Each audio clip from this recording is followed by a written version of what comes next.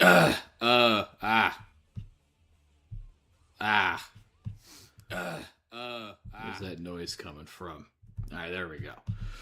Ugh, I don't know I don't know how this technology works. This makes no sense to me. Um, hi, hello. It is Saturday. At some point in 2026, um, I I have a plan. So a couple months ago, I was I went to this little they call it a spa, like it is a spa. It's just like a really like this lady looks like they franchised out or franchised into like a spa brand. Um and I found them because a couple months ago I was looking to do like a sensory deprivation tank kind of thing just to see what that's about.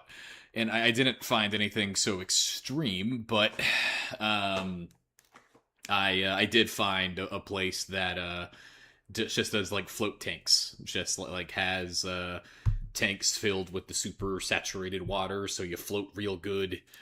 Um, and did that a couple of times. It was nice. The first time was pretty uncomfortable because I wasn't used to the salt water, um, but just stuff's been really busy, and I booked 4 sessions for an hour each the last time I went, but then I never really scheduled them.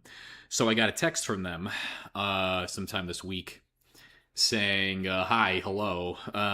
You ordered those things. They expired next Friday. What do you want to do?" So, um, what I did was I asked like, "All right, what's the latest you can do on Saturday?" And they said, "Oh, like 9, like 9 to 10." And I said, "Okay. So let me get a little crazy. Can I do like two? Can I do like two of them back to back?" Because like I got four, and these are in my old hometown, which is now like a 30-minute drive, so I'm not going to go down there multiple times a week. Um, and they were like, "You know what? We'll do you one better, you crazy motherfucker." Um, is the stream still moving? Or is it still going? Hold on. It's going there. It's going. So it's not going on restream, but okay, whatever. I don't know. I don't know how this works. Um, I don't like this. This is scary and new. Um, so they said, "Hey, let us do you one better. You got four of these. Why don't you just do all four in one day?" So from about 7 p.m. until about midnight tonight, I'm gonna be doing a float tank. I'm gonna be sitting in a big old pot of water in the dark, hopefully meditating. Probably not. So we have some work to do, but before we get there, that time 7 to 11 p.m. is normally when I would do the work that we're about to do now. Um, which is I got this. I don't know how to get this camera to work. I'm not taking pictures. You're going to believe me. I went down to the Michaels and bought some canvas. I wasn't planning on using it for this, but it's what happened. And on this canvas, I have drawn two things. Or I have made two things. One, and here, let's switch over to the video game. Ugh. Ugh.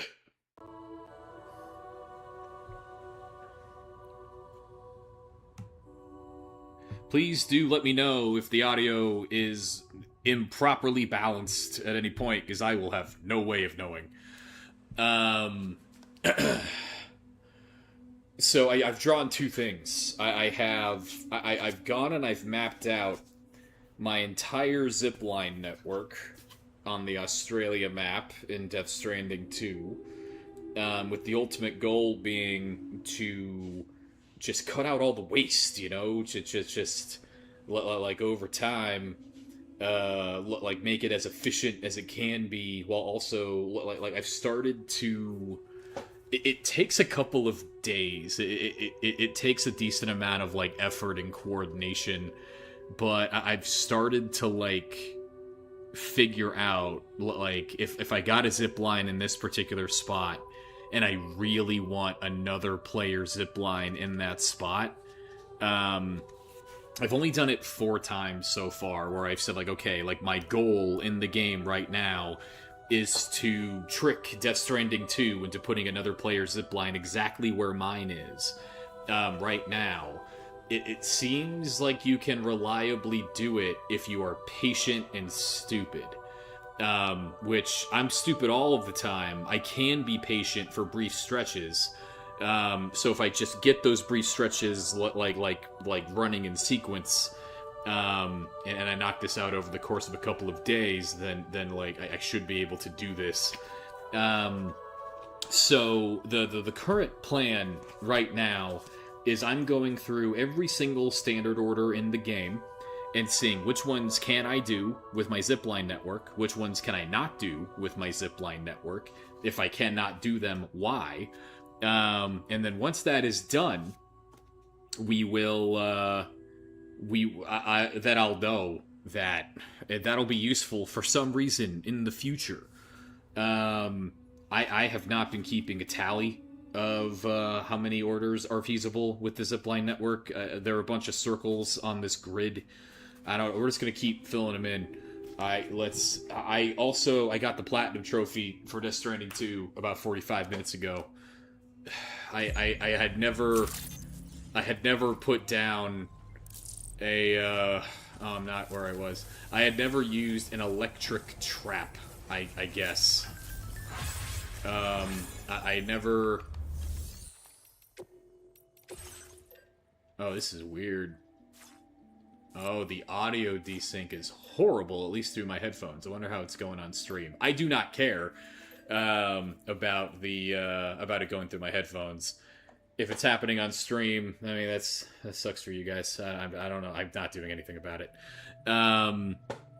Programming all the what is a switch trigger? What does that mean? So you're building that thing in RPG Maker, I take it, because like the current form apocalypse, like that would probably directly affect you if you were doing it there. What is a switch trigger? So I guess I had never used an electric trap. I don't know. I don't know what it is. Whatever. I need to steal this person's chiral crystals. Give me.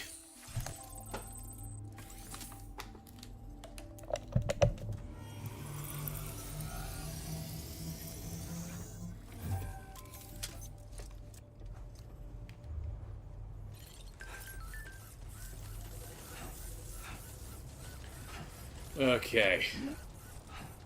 I need to get back to home base. It's gonna be like a 2-minute trek on our zipline network.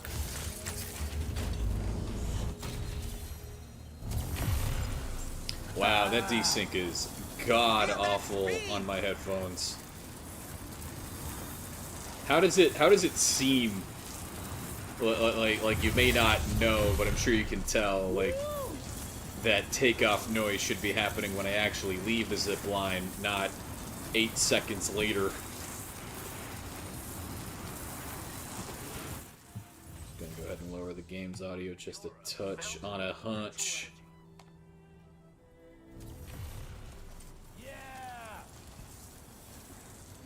Switches are for game progression. You need to make one for every enemy in the game in order for the player to do the usual thing. Oh, okay.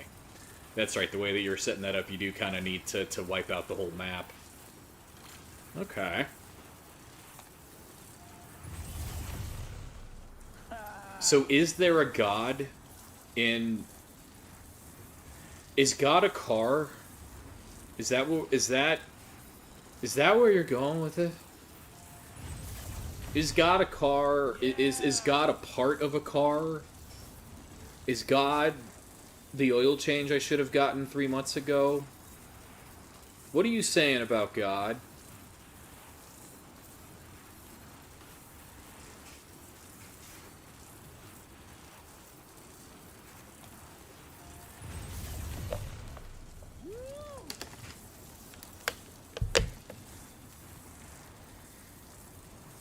I will take whatever answer is interesting or funny or whatever you want to. I don't. I'm the let me put it in brackets.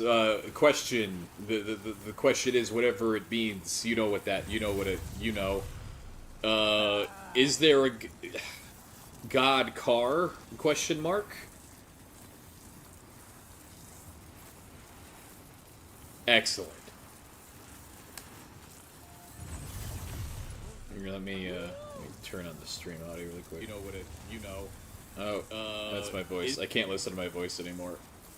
I don't know what happened. I think because like when I was done streaming back in the ye olden days, um, back in the true factory Davy days. Hey Hannah, what's going on? How you doing? Happy Saturday. Is God a car? I mean, like, isn't most of like what we did on the stream really just asking, is blank? No, not is blank a car. Is blank God or whatever? Like I'm pretty sure we had conversations about if the poop of various animals were God, if the animal the poop came from was God, if God was in a car, if was in James's car. I I mean, it. We seem to just be. We always end up here. This is always where it goes. I'm gonna summon God out of my house now. This is God. SIE 513 spawned them. They're orange. I stole God from a guy. Or he gave God to me. I wasn't there. I was not participating when this happened. I don't know when that was. I have this car. I don't know what. It doesn't matter how I got it. It's God. I don't know why I pulled this car out. I don't need it. We're doing zip lines today. I don't need this. Uh,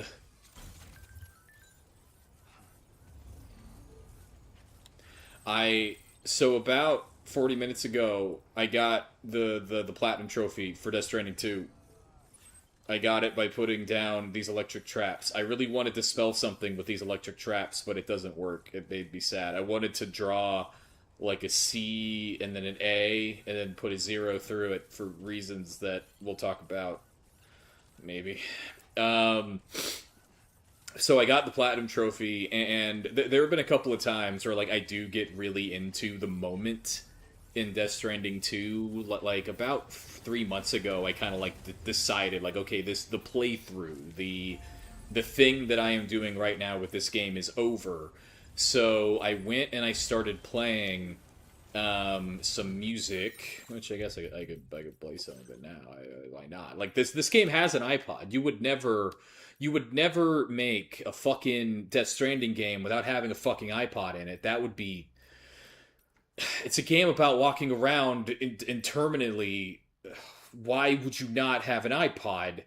Why would you not reward the player who played the game for 1,000 hours, Kojima, with the ability to listen to fucking music while you do it? That would be really dumb. This game does let you do that because the alternative is um anyway, I'll play one of these. Let me find Sayonara. I want to get both of my streaming accounts banned right now. With playing licensed music directly to both. I am trying explicitly to pirate these songs. I'm trying to give them to you so that you can rip them and put them onto a disc, all of your own. That is what I'm doing right now. Where is the song? It's called Sayonara. It's by one of the guys who made this game. It's missing. Is it because it's already in a playlist? Did they remove Sayonara from the video game, knowing I wanted to play it? Did Kojima get me again? Where? Uh, why? How do I change playlists?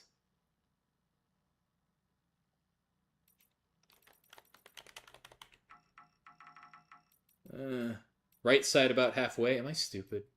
Oh, it's right there. Play it. Oh, that's not it. Oh, it's playing the soundtrack or the playlist. There we go.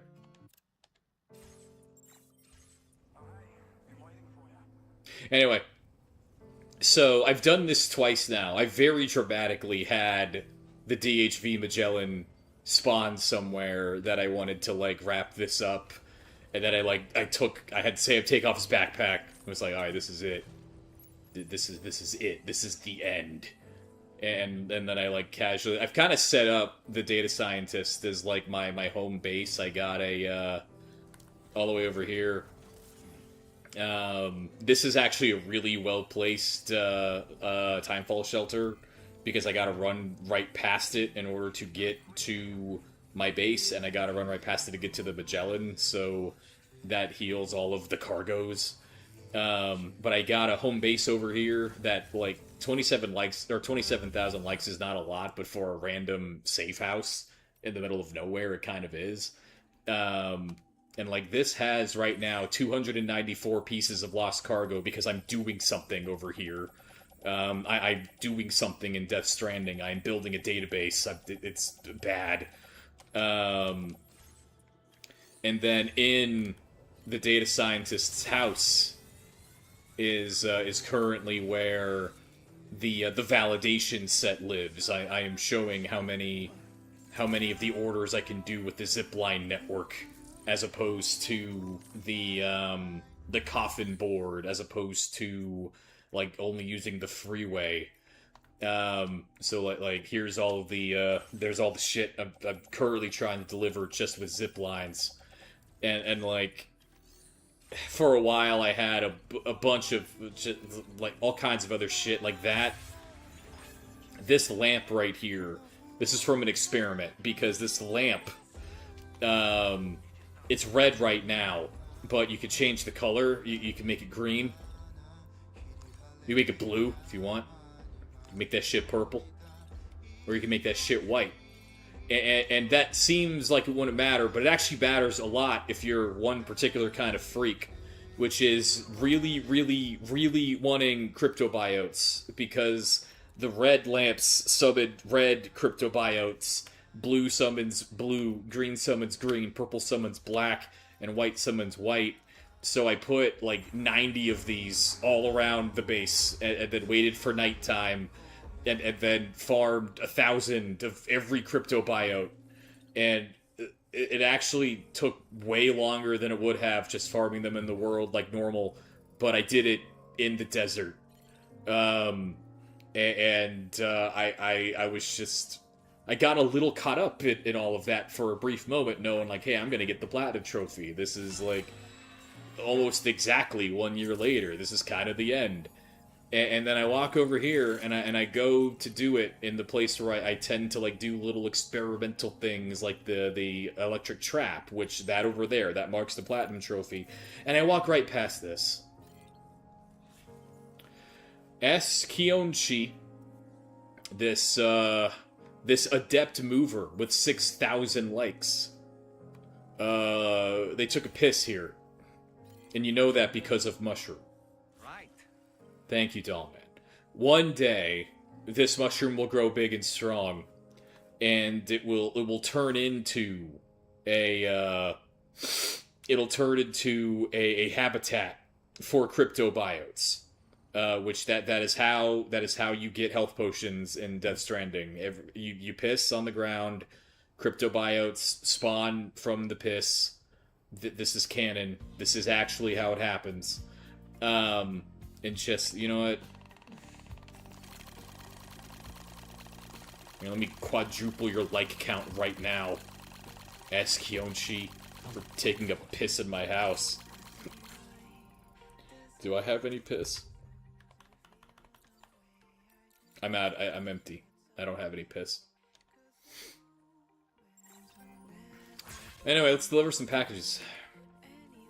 Let's validate this fucking zipline.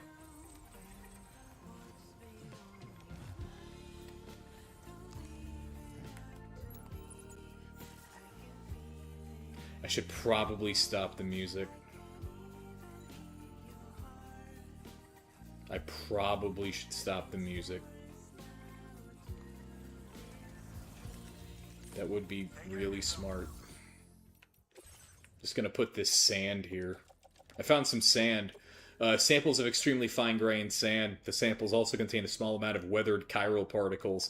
I don't know how I broke this. They put sand in a box, and it's already fine. It's already fine. Sand is the most broken a rock can be. There is no more breaking the rock. It is definitionally the most broken.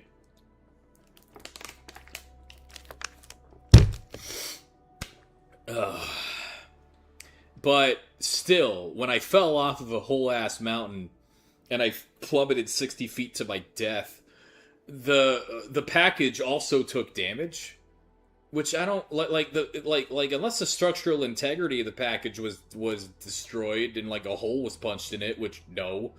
But like how is the sand going to get more damage? It doesn't make any fucking sense. But whatever, we move on. We move on and we accept every horrible thing that happens to us. Maybe I did. Maybe falling off of a mountain spilled it. My immersion has been broken if that's the case. But Hideo Kojima is a master of abstraction. I do need to go actually.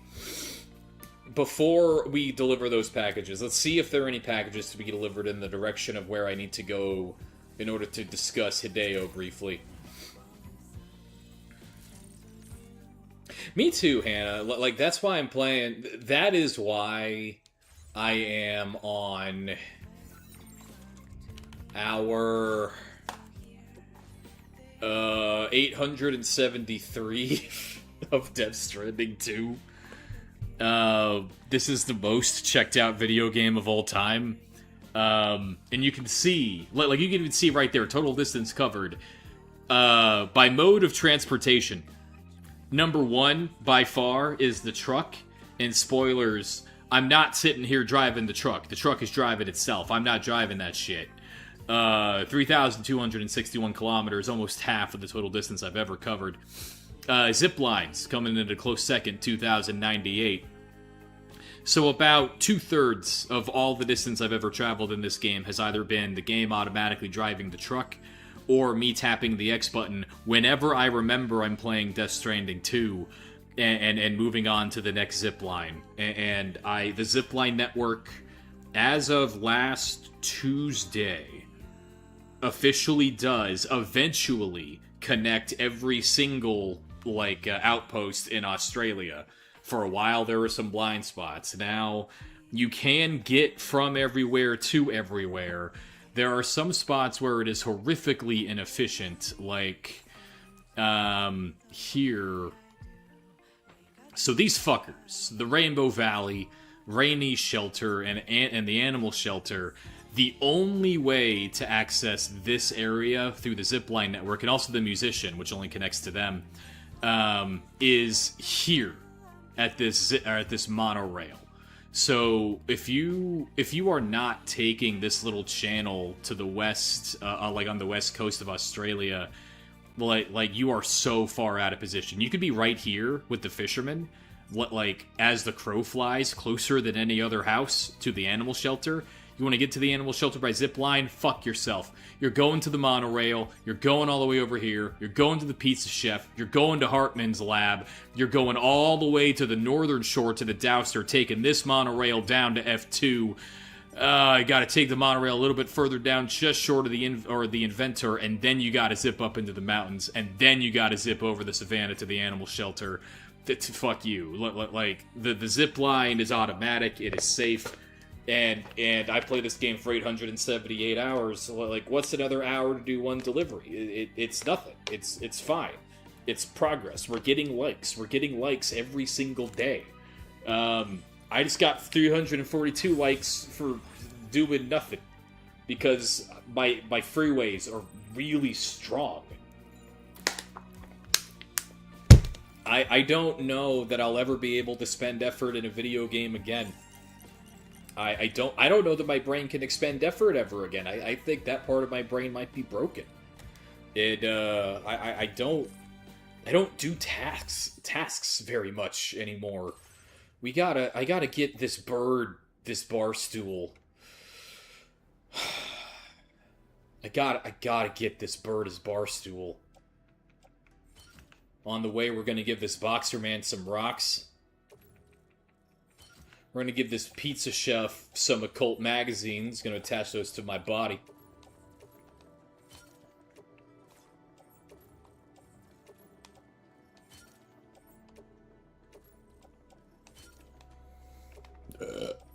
I'm gonna need one of my children. The architect, we can deliver this video featuring an unidentified life form. Video disc containing footage of a giant beast man reportedly sighted in Australia at the turn of the 18th century. Fuck you. That doesn't make any sense. Use Fort not wrong way, be passed wrong way. Alright. I do not need any of my children. Let's balance the weight on our back. Kerplow. Perfect. Alright. Let's ride. Can my zipline network effectively and efficiently deliver stone samples to F2? A stone that looks utterly unremarkable at first glance, but was collected from terrain with many unique characteristics and has a great importance and value as a result. Can we deliver on the zipline network to some goddamn birds? These birds took over this woman's home. They are squatters. At the beginning of the game, there was one bird. There are now 4. They keep ordering shit on Amazon. A charming stool hewn from the trunk of a highly prized rainbow eucalyptus tree and believed to have been imported from New Guinea in the pre-Stranding world. These birds need these elegant bar stools. The pizza chef. The pizza chef needs a magazine with a huge cult following, dedicated to all things supernatural, including UFOs, unidentified creatures, and any number of other unexplained phenomena. We also need to get the architect a video disc of the Beast Man through the zip lines.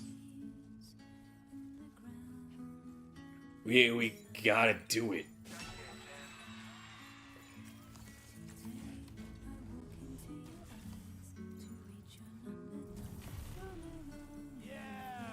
These birds are smart as hell.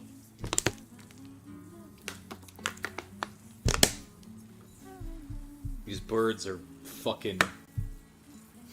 These birds are fucked up. You know what, Hannah? This is actually a really important exercise for the project that's on my whiteboard, so please indulge me. Oh. Hold on. Does the data scientist have anything for... Does the data scientist have anything for the hydrologist? Hannah, have you ever made a pizza? Hannah, is it possible to confuse you for a pizza chef? Is that possible? And if not, do you have an interest in water? Have you ever just kind of... like, thought about water for a while?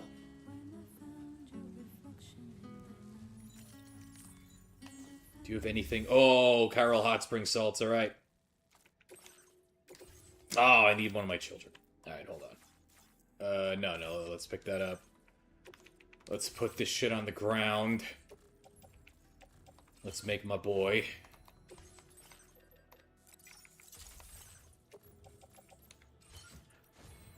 Put these spring salts on the boy.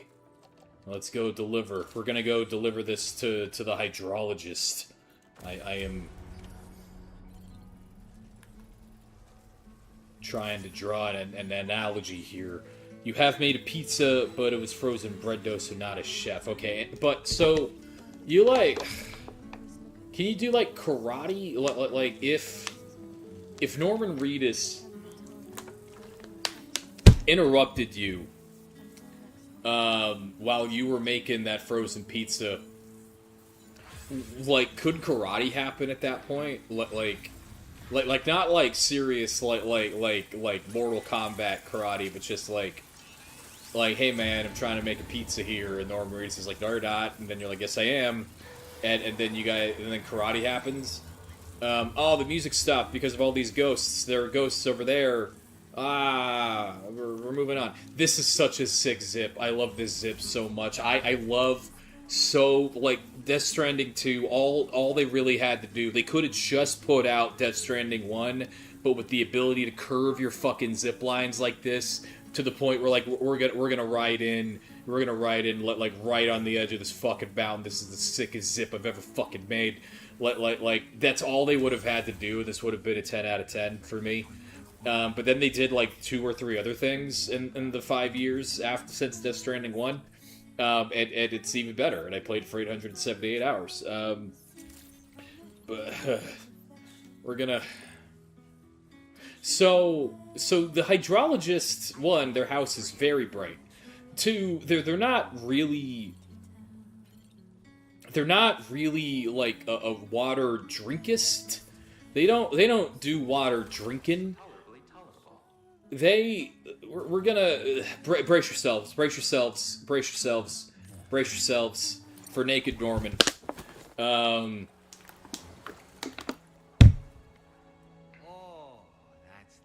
The hydrologist is more interested, you see, in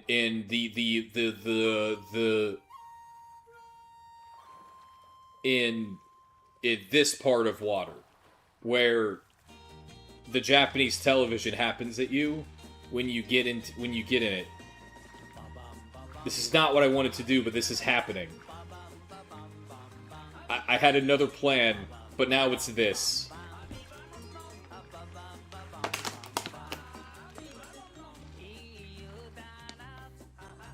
I'm definitely getting both of these accounts banned. This isn't just music copyright. This is like a Japanese television station is gonna come after me now.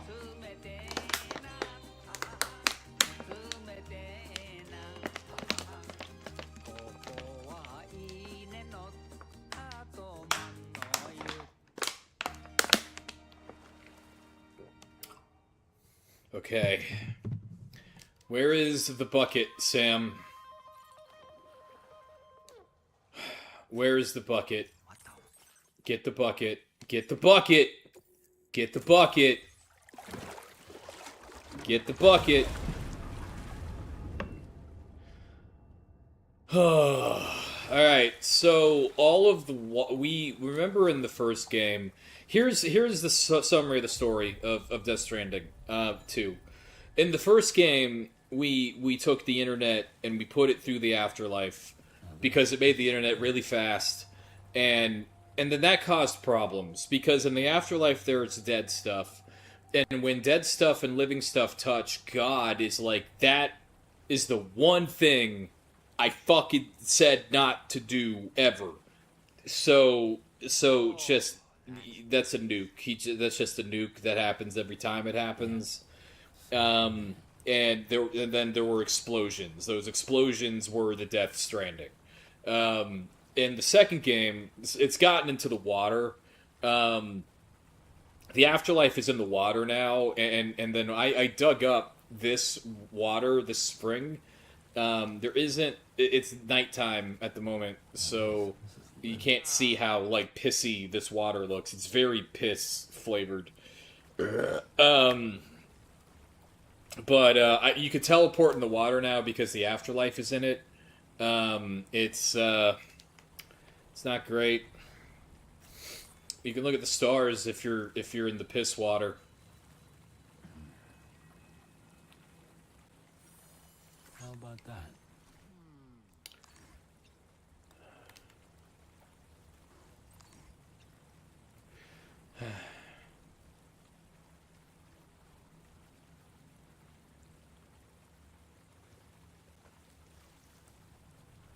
He cannot help himself. I feel reborn. Constellation. Feels like it just repatriated. I actually didn't mean to get up. I need to get back in the water. Get naked again, Sam.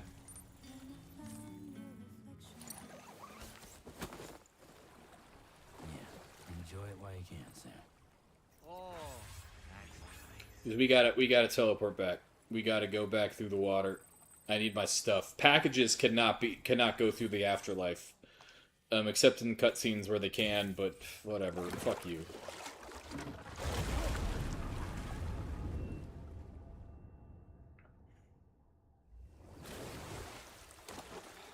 Alright, we're back. Let's deliver this pizza.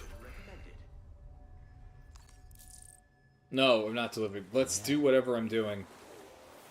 I think I'm giving this lady some bath salts. So this is the hydrologist. Her deal. So she studies water. She studies the tar, the afterlife juice, whatever. She's Heartman's buddy.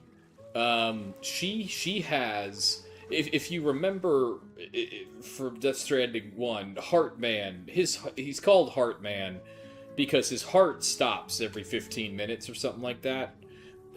He's got like something called 15-minute syndrome. I think the duration of that is wrong. I think it's a different amount of time, but whatever, like some period of time syndrome where, let's go with 15 minutes. Every 15 minutes, Heartman's heart stops and he becomes dead. So he can go walk through the afterlife and then his heart restarts and then he's fine. This lady, the hydrologist, is different. She has a 15-minute syndrome, but she doesn't die. Her body expels everything that is inside of her stomach.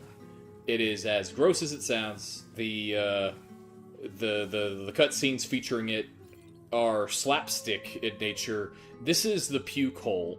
They are inside this building here. They're in there. This is where they live. I am jumping on their door. This is their puke hole where they can puke at us through and also talk, but it's mostly just puke that comes out of here. Let's deliver her some bath salts. She clearly needs them.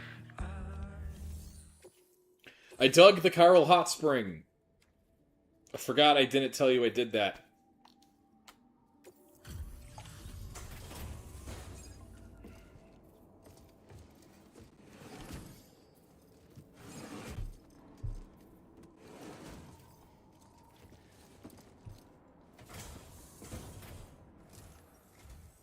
I appreciate you coming at night. Taking a look at the orders now.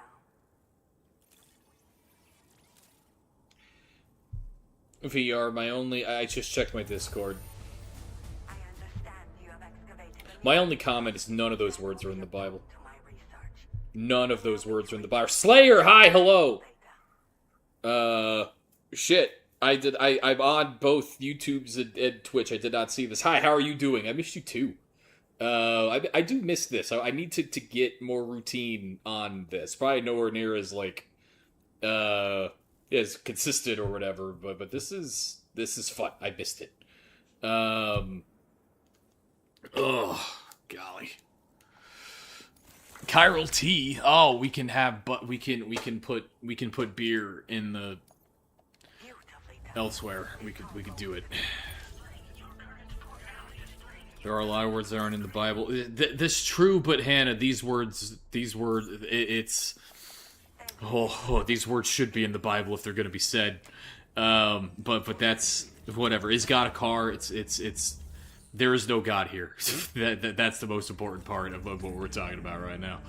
We gotta get these bar stools to the birds. We have to do it, and we have to prove that our zip lines are capable.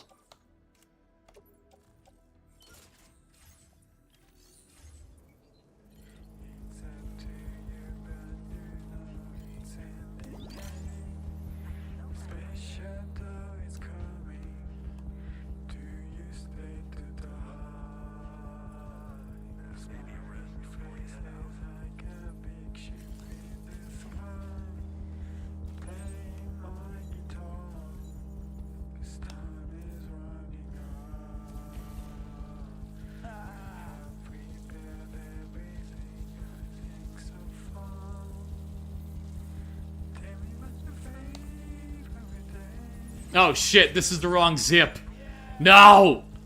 Ah, why did someone put a zip here? This better make it to the Pizza Chef zip, I swear to God. If this zip doesn't connect to the Pizza Chef, I'm gonna be so mad. And it probably won't, because other players' zips only go in a straight line. Can you get to that one? You fucking ruined this. God damn it. God damn you, stank bitch.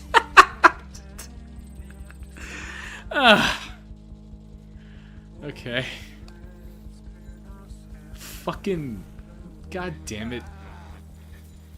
I wanted to go to that zip line over there, the one that disappeared.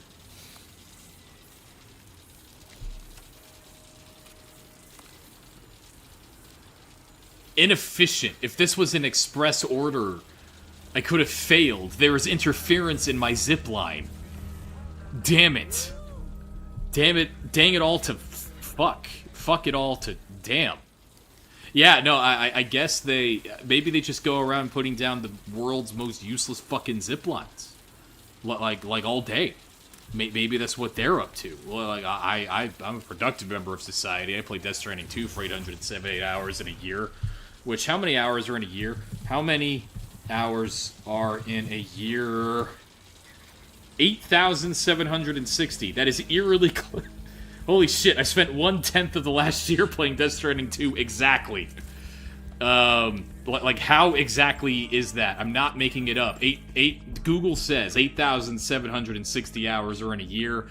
I have played 874 hours. Almost exactly 1/10 of that time. Jesus. Anyway.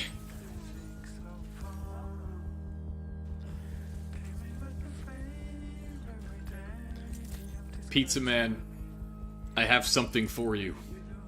I forgot what.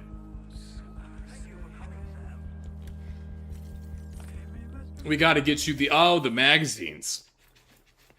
And then I'm gonna put a circle on my little grid here saying that this zip line, the zip is, I worked. The zip line is validated for delivering these fucking, delivering these magazines to Jimmy Pizza here.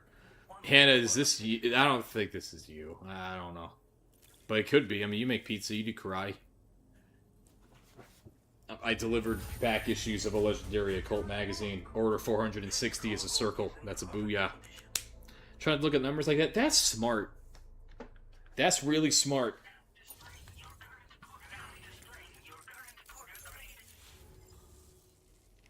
I'm stupid.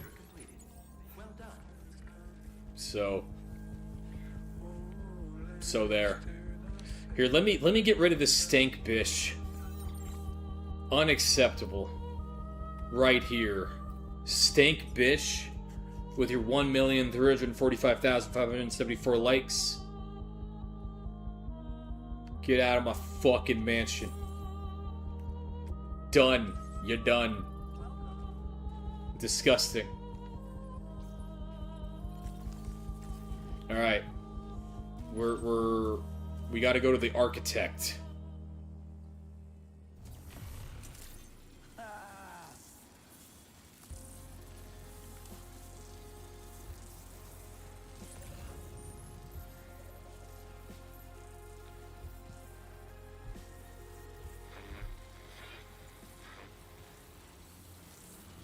Slayer mentioned something about cross. Is there, like, audio stuff where, like, things are sounded?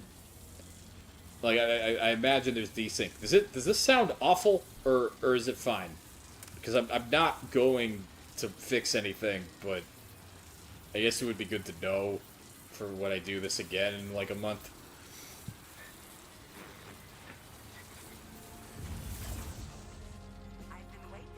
No, there's definitely something about, like, I think of it as... I think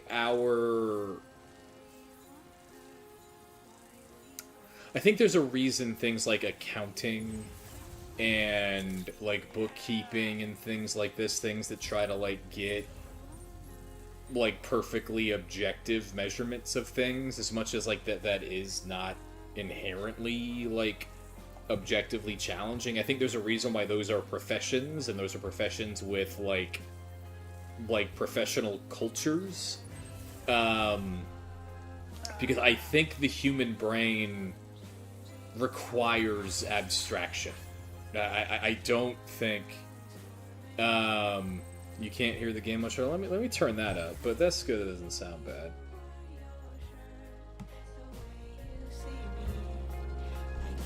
Let me know if that sounds okay. I don't know. It's also not the end of the world if you can't hear the game, because I mean, look at what I'm doing. But no, like I think the human brain needs abstraction. I don't think it needs to be doing math while it's thinking. I think that does just kind of pollute the space. Gets you like gets you thinking about things in harder objective terms than things actually are, the ways that matter. So that makes sense. The numbers in this game do not actually mean much to me. Like 16 million likes, like, I don't fucking, what does that mean? Who am I? It's mostly there just to be funny. And to flex on, like Stank Bish. Stank Bish 1.4 million likes, what are you doing? Have you even learned about how freeways work? Like 1 million? You coward? I need to deliver something to this architect.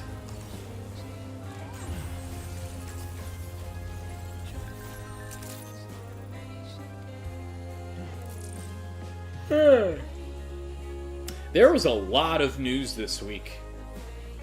Video games have gone through, are still going through. It sounds like it's really catching up to Microsoft now. Order 461. Oh, I already did this. This is already marked. I guess I have replicated the validation. Yeah, Hannah, no, like, that makes sense. When I got to 1 million, I found a player that was at 4 million. That made me think, like, okay, there's something I'm missing. And, like, that helped me, that kind of got me into the next layer of the end game, where I was like, how do I get these likes? But when the PC version came out, that was when I started running, like you just start running into people with 9999999 million likes, like just totally maxing out the counter, and like they got a total like level of 500. They have all 5 skills maxed out to 100, which is just like, it's so disgusting. Like what's that tweet? That tweet where it's like, you learned nothing, you gambled nothing, you didn't learn anything. That is the closest I've ever felt to agreeing with that dumbass tweet. Just because it's like, do likes mean nothing, man? Like why? There's literally nothing in the game that happens. As far as I know, like I'm pretty sure we would know by now. There is nothing in the game that happens when you get a lot of likes. Nothing. Likes are for you, man. Likes are for us. And like, it's mule behavior. It's like that is NPC behavior. Kojima, the mules in this game, the people walking around wielding actual guns trying to steal packages from me, those are the people that go in the cheat engine and are so obsessed with their like number going up that they just tell their computer, I have 9,999,499,999,499 billion likes. Thank you. And just, like, it's an empty life. Anyone who does that, living an empty life, get it the real way. Get yourself 16 million likes over the course of a tenth of a year, you coward. What are we talking about?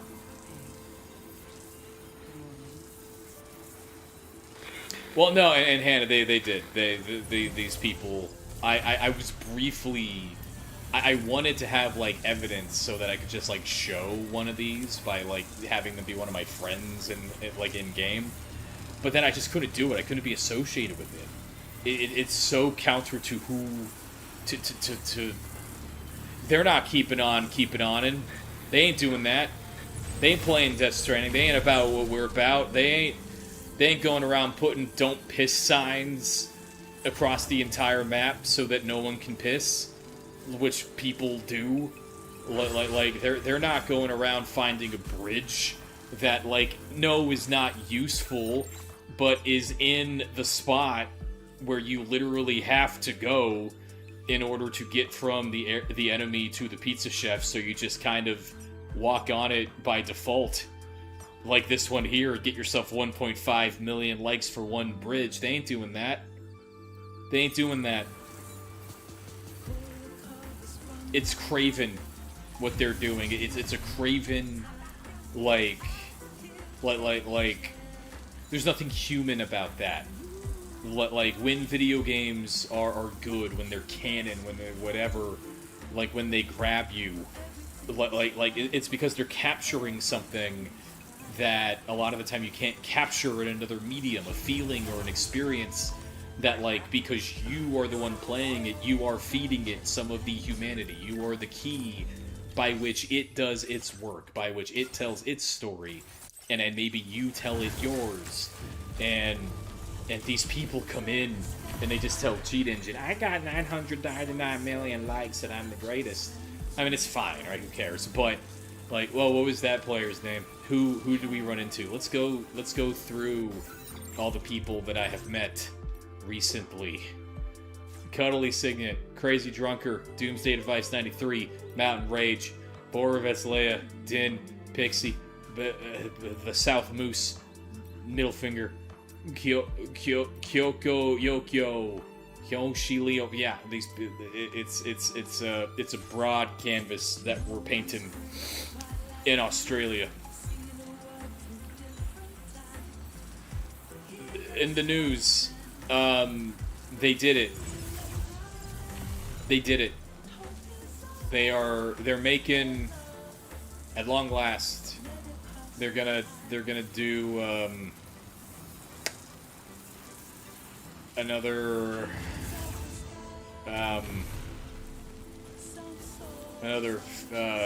Gears of War, which is fine. Xbox. So the whole industry, video games have been in a spot of like a period of retraction, right? For a couple of years now. They've been in a period where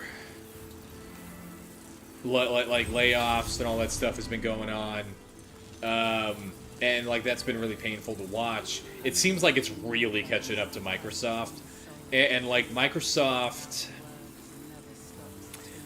being in this position,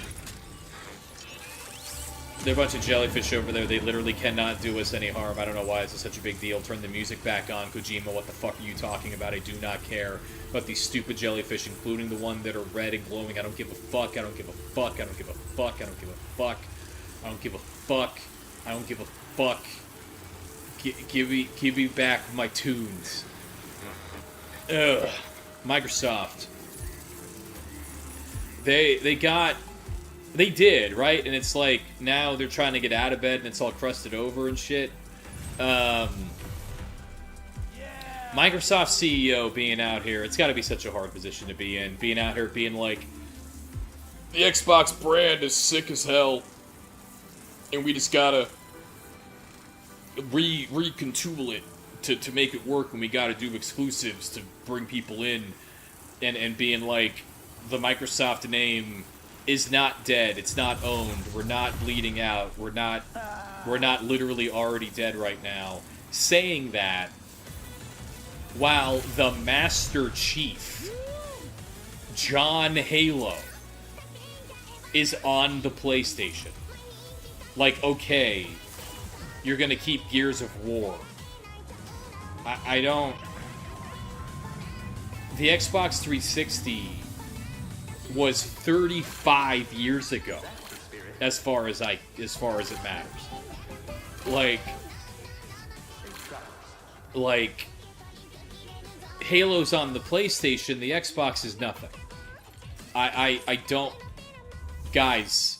Let Double Fine, set Double Fine free. Let Tim Schafer keep all the money. Order 398, we did it. Order 398 is validated. It's zipline accessible. Hold on, I gotta circle my canvas. 398. I already did this one too. God damn it. Why did I even pick this up? That's stupid. Delivered this man rocks for no reason. As opposed to for the zipline network.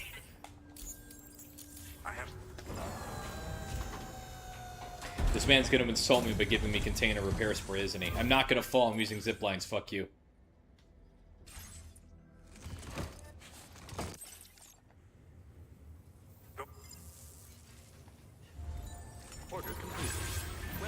Alright, let's see if this guy has any orders that I should be doing for the zip lines. I don't think he will.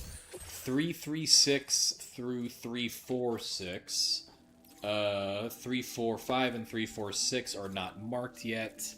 Oh, one of them's actually going to be really hard. I don't think we're going to be able to do that one. This one we can definitely do. You know what? Let's do this. Let's finish up the two that we have, because we just got to go deliver... We gotta go deliver these bar stools to a bird. You know what? We're gonna do that later. We're gonna take the bar stools back. The birds can wait for their bar stools. It's not an express order. They can get bent. Fuck them birds. I've always said this. We're gonna take this, whatever this is for the data scientist, big package, probably some kind of nuclear material, because she's a freak. Nutritional drinks. Special beverages that are low in calories and sugar and contain a multitude of nutrients. Okay, whatever. We're giving Gatorade to a fucking VTuber. I'm pretty sure the VTuber who is singing right now. We got to do that, and then we're gonna come here and we're gonna see if we can do that express order, because this is actually like kind of the point of the validation scheme. It's like. You find the little micro challenges. You figure out, like, alright, we got this whole network, and it is a pain in the ass to try to patch it and try to change it. But what would...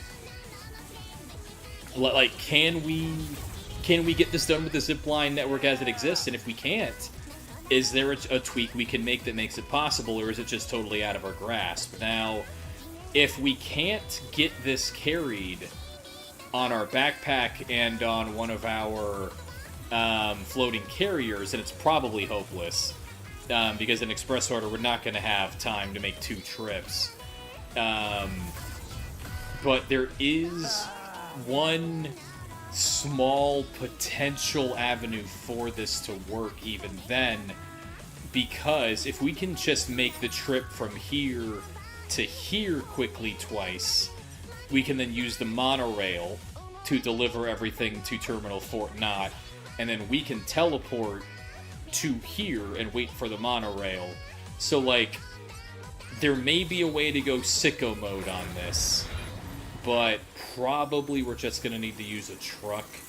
We'll find out together very soon after we deliver this Gatorade and Red Bulls to a VTuber, which is how I like to spend every Saturday.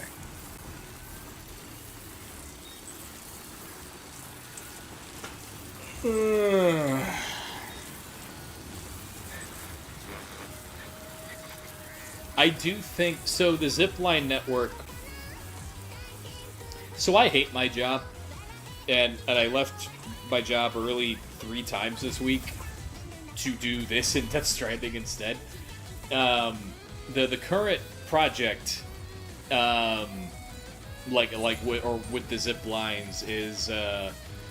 I'm also turning the zipline network into something of like a chain of beads, not dissimilar to the rosaries I used to craft growing up, weirdly enough. Dude, one time, VR, I gotta tell you. One time I was playing Death Stranding 2, and I heard 2 separate knocks at the door. And a DoorDasher and someone delivering something else pens. They were delivering pens so that I could write with a pen, if you know what I mean. They both showed up at the same exact time, and I had to sign for the pen. They couldn't just leave the pen there. So I had a conversation with two delivery workers while my large flat screen TV is showing Death Stranding 2, and one of them knew what Death Stranding 2 was, and they made the joke that I'm playing the dashing simulator. And then the pen delivery from Pen no, these are not pervert books. These are... I kind of want those special tools.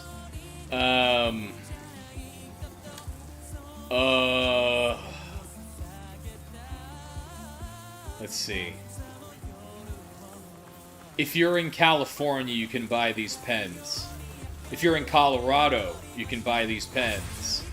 If you're in Kentucky and you buy these pens, you go to jail, probably. You write with these pens within 50 feet of a school. That's probably not allowed. Hopefully that's a clear enough picture. Where is this? Oh, okay. I wasn't sure which zipline this was connected to. This is my favorite track in the game. It's really good. Yeah, we had like a 5-minute conversation about Death Stranding. And at the time, they asked, like, oh, how long have you been playing? And I said, like, oh, like 100 hours. And they're like, holy shit, are you almost done? And I was like, yeah, I think so. I've pretty much done everything. We're now on hour 876, so I don't know about all that, but I need to get this yeast paste.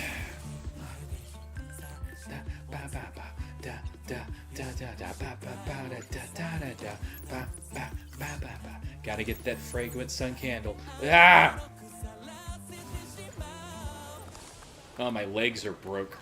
That's why that jump kind of sucked.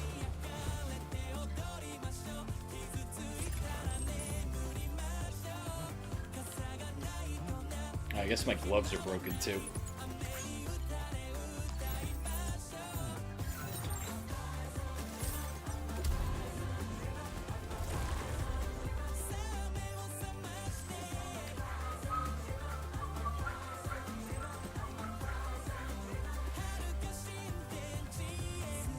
What's up?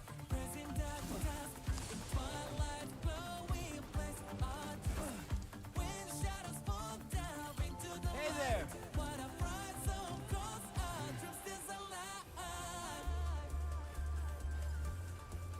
I mean, exactly, right? VR, like, can you imagine 876 hours? Can you imagine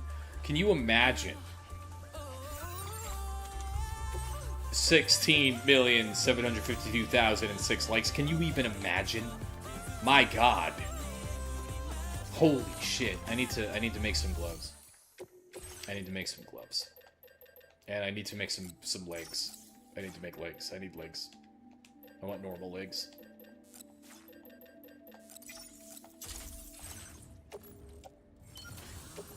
Alright, now I can grab stuff from super far away and I can run super fast.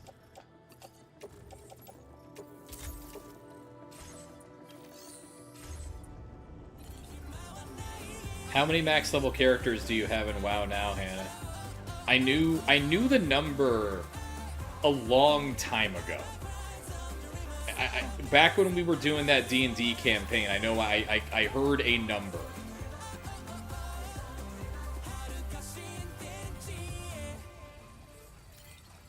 That guy just make a Chie reference?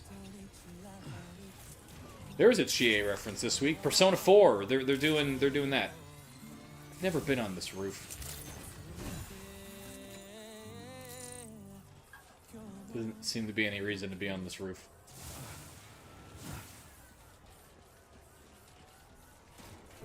What did you do for 1,200 hours in SD Gundam G Generation? How many? What did you? Why did that happen?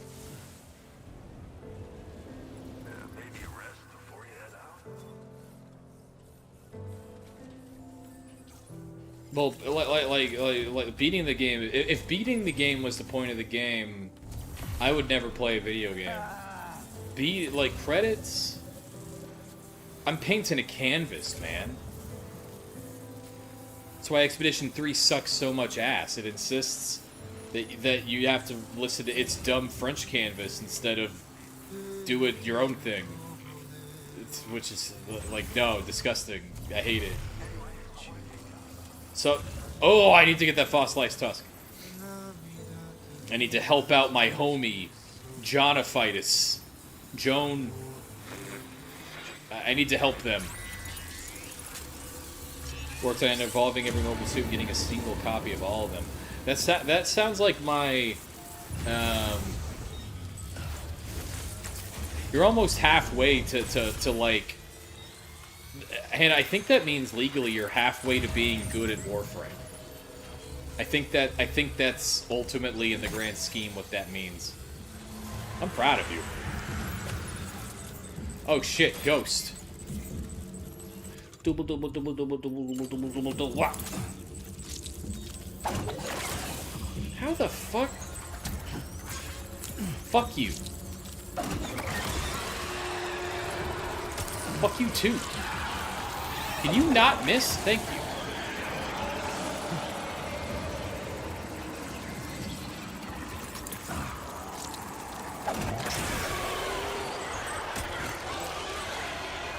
$36? Wow, okay, that is more than I remembered, and yeah, that's a... Yes, that is an impressive number, I can confirm. Holy moly. I don't even know the button to hold my breath. I'm not a coward, I don't believe in it. You know what I do believe in, though? Cheating. I consumed the necrobiote. These ghosts cannot see me.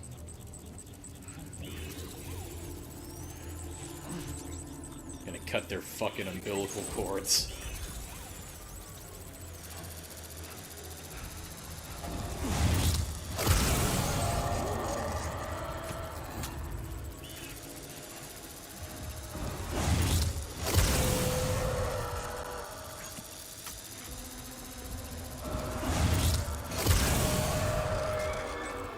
They like this, by the way. Literally. They give you likes. They're okay with it.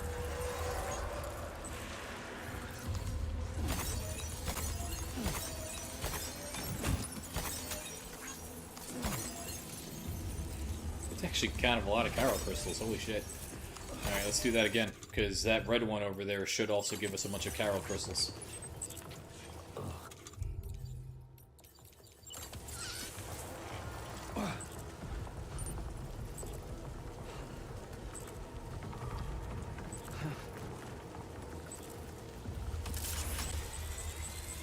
You know what I want to happen just one time in my life?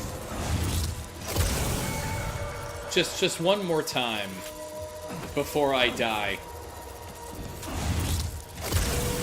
I would really, really like to have a JRPG franchise, or any RPG franchise, really, announce a new video game in their series with something more than a 20-second teaser of a bunch of JPEGs. It actually is not interesting to me personally that you are like that you simply are making a Persona 6. It is not interesting to me that you simply are making an Elder Scrolls 6. Like, I am keenly aware that you are doing those things. Why would you not be doing those things? I don't... And, like, I wonder if Alice's hand was a little forced there by the, excuse me. By the leaks of the most milquetoast, bland... Oh my god, oh man, I am... The integrity of my zipline validation is at risk. I'm not delivering this package only using a zipline. I'm running. We need to go back. I need to get back on the zipline. We're doing science here.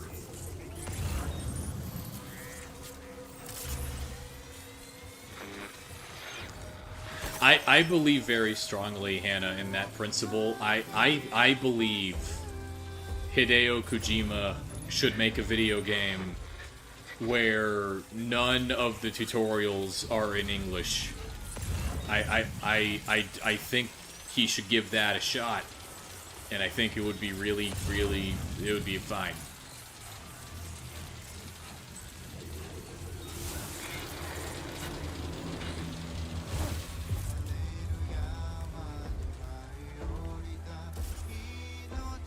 No, that makes sense, Hannah, too, because, like, I don't...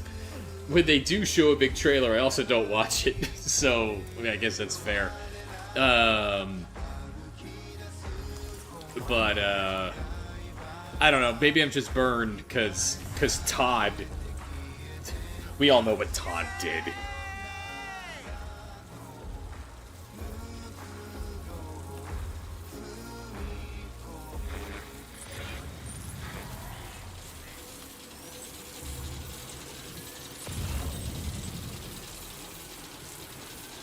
Fucking Todd. Is that Tunic? Is that Tunic, maybe? Tunic was a game I really wanted to stream. Tunic seemed... I would have needed to put in a particular kind of effort, which I don't think my brain is capable of anymore. If only because I use it at work all the time, and it's burned out, but I really wanted to play Tunic. I don't know if that was the one that you're thinking of. Alright, 345. Have I done this one yet? I have not, yes. We could mark off another delivery as being zipline validated. Hooray.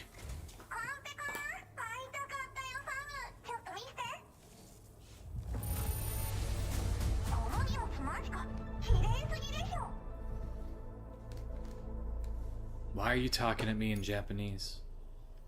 I don't... Does Sam have... Is Babelfish, like, is one of those kinds of things in the Death Stranding universe? I suppose I'm the one who should know. How do we know what they're talking at us about?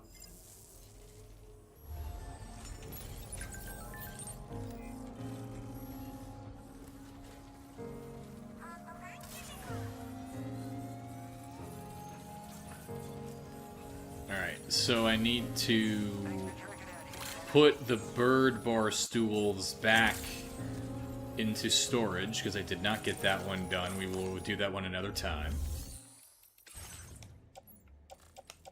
And then I need to put all of these lost cargoes into the lost cargo sample retention area, so that I can... I should probably show the database. So what I do, Hope we can count on you in the future. hold on. So I made a little program that just runs in the command line, that I tell it to run DS2 cargo parser on a folder. That folder contains screenshots that I pull from this screen right here. I click on a piece of cargo, I get all of the information about the cargo formatted the same way, so we get the name of the cargo, a picture of the cargo, the cargo type, where it says aid request cargo, that's the cargo type, the destination of the cargo, and then the lore of the cargo. It's all in one place, and it's always in the same place. It's always in the same exact spot on the screen. And then it pulls, like, little boxes from... little boxes out of each screenshot, and then uses OCR to figure out what the words there are, and then generates a report of every piece of cargo that I took a screenshot of, and then it fills out a big Excel spreadsheet, and gets a bunch of compiled thumbnails of all the items together, and then I can feed that Excel spreadsheet into Microsoft Access, and if there are any pieces of cargo that are not already in the database, from that report. It will add it to the database and format it the way that I need it to.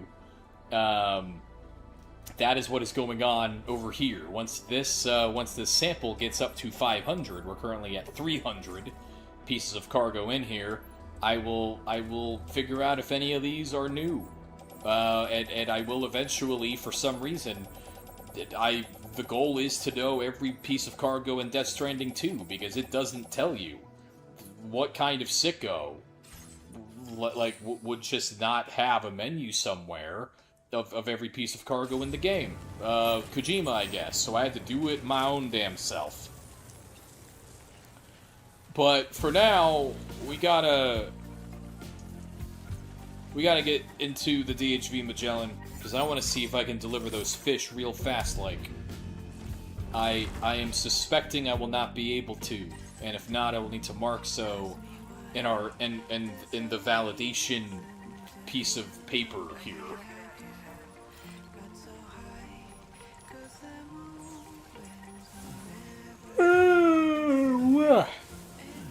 904 likes for doing nothing.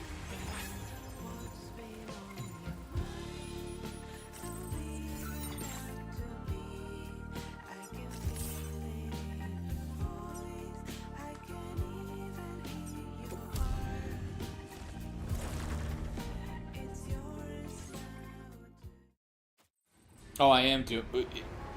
If you mean the validation, this is all by hand. I did draw the little grid on my canvas. I'm getting a little blue marker and I'm circling all the orders that I can do. And if I can't do it because it's a recovery mission, I mark it with an R, with a purple, the purple marker means you need to look at this one later. R is for recover, so it's like, oh no, there's a package in the world. Like, okay, well my ziplines are not going to go to random spots in the world. So the zipline network isn't really set up for that. I need to think of another way to, like, consider those, like, being capable of being done automatically, to the point where, like, the network I have built can sustainably complete that. Oh, the spreadsheet of all the items? Ah, so I started doing that, and then this is really depressing. This is the super depressing thing. I need to build databases at work, and it's getting to the point where, like, me not being able to build databases is actually kind of a problem. Like, there's a database I really should have built a couple of years ago that, like, I don't know how to do it. So I needed to learn how to build a database, so I did it for Death Stranding. But once I did that, I watched a video about Palantir, as you do, and just started thinking, like, you know what? This isn't a database just for Death Stranding 2 anymore. This is a resource for the RPG in my head, and I'm going to make a parser for Pokédex entries and lore and FromSoft games, and we're just going to be absolute sicko mode about this. And the RPG in my head is making a lot more sense now, and I'm scared of what's to come there. No, I agree firmly with that. You know, I do think that was an enriching experience. Slightly less degenerate than what I normally do on a Saturday.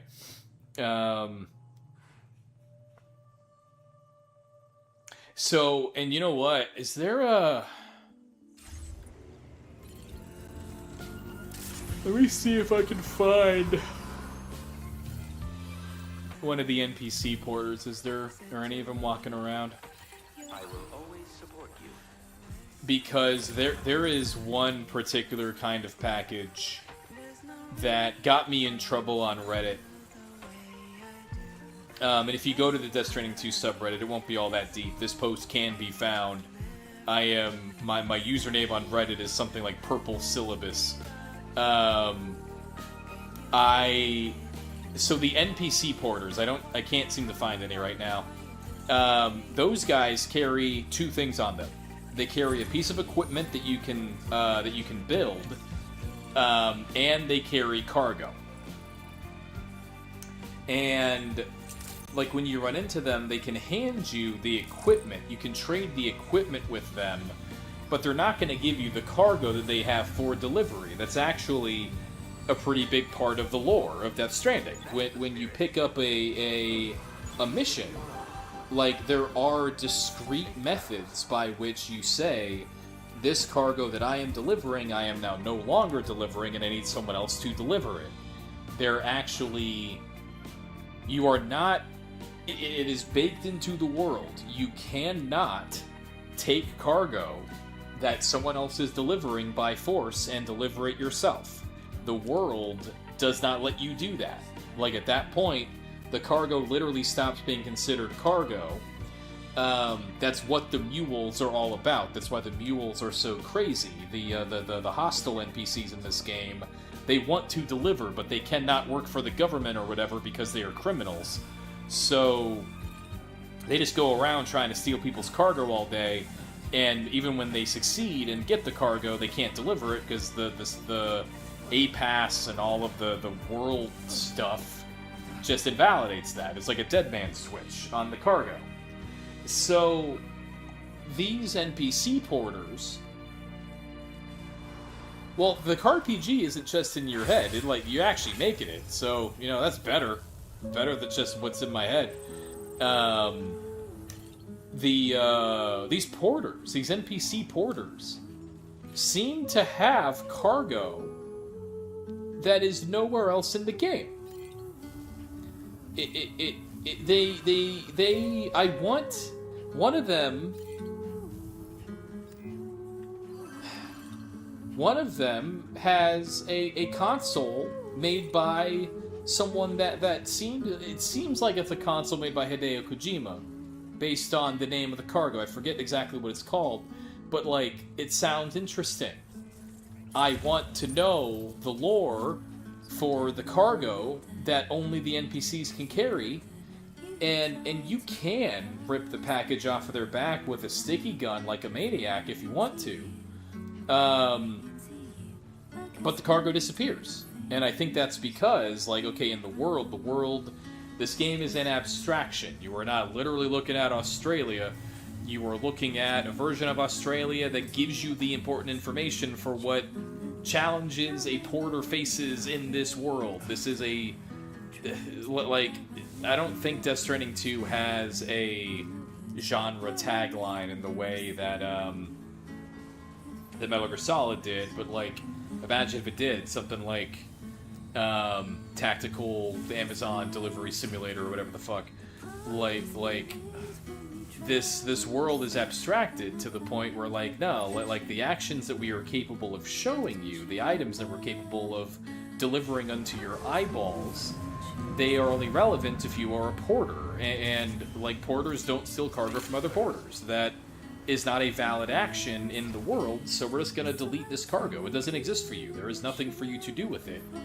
And I think about that a lot, because it's we always talk about agency in role-playing games, of your decisions matter and all these things, and I really think that we've lost the plot there a little bit on what matters for role-playing, because ultimately I don't think it's about decisions. I think it's about agency. I think it's about the game giving you places to capture your intention, not just your action.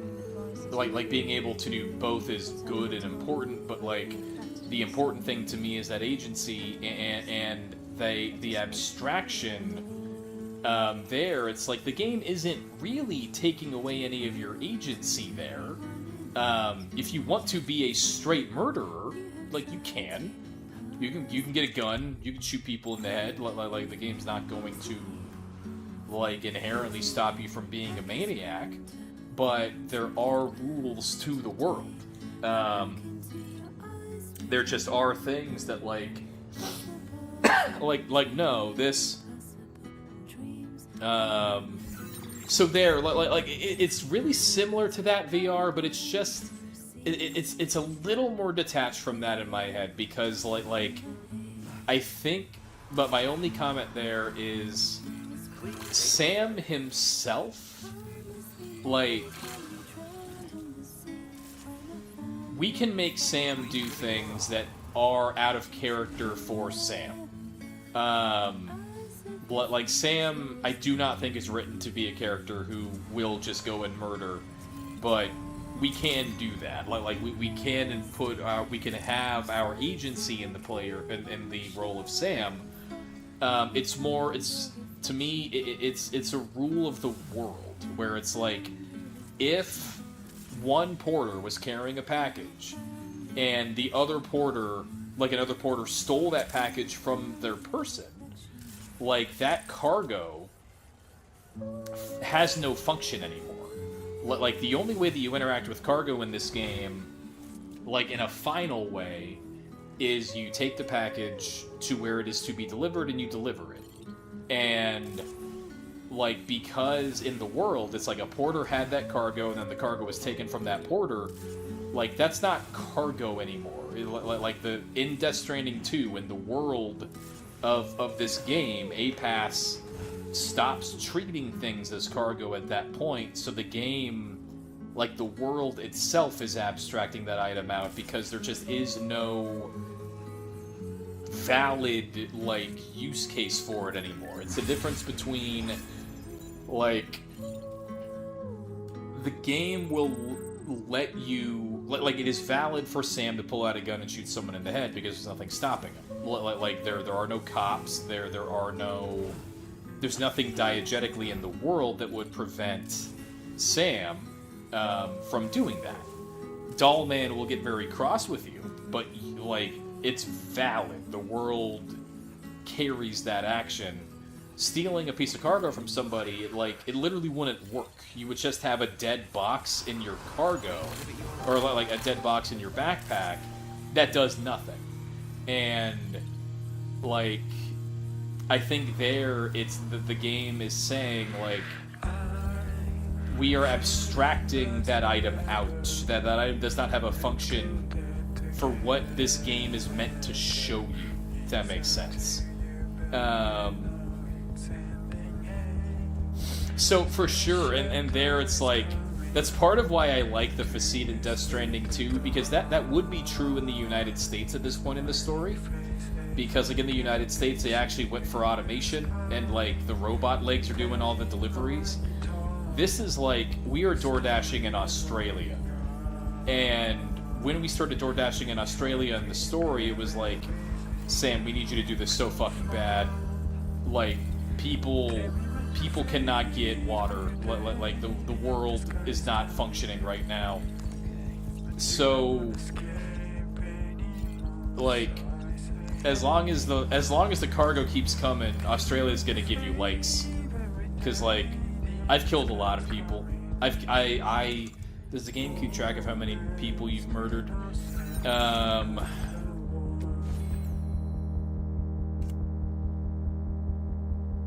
I kind of hope it doesn't. That would make me sad. Human enemies killed 256. Holy shit. I did not think it was going to be that high. That is nuts.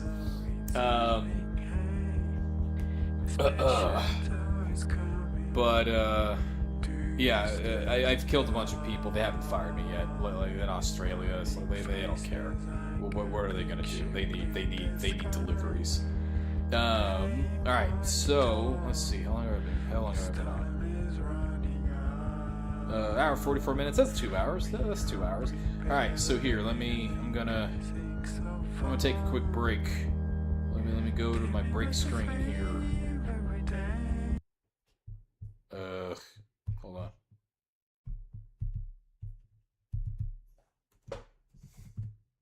Break.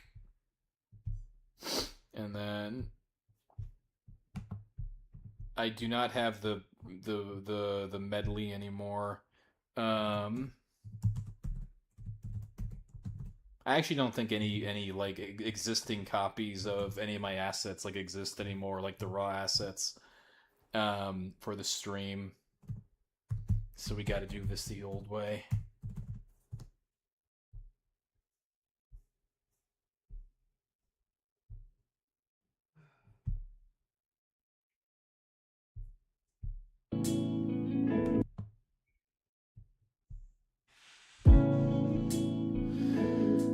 Oh, yeah. All right, thanks everyone so much for hanging out. We'll be back in a few minutes with more of this. I need to pee. I need to pee. I'm gonna do that now.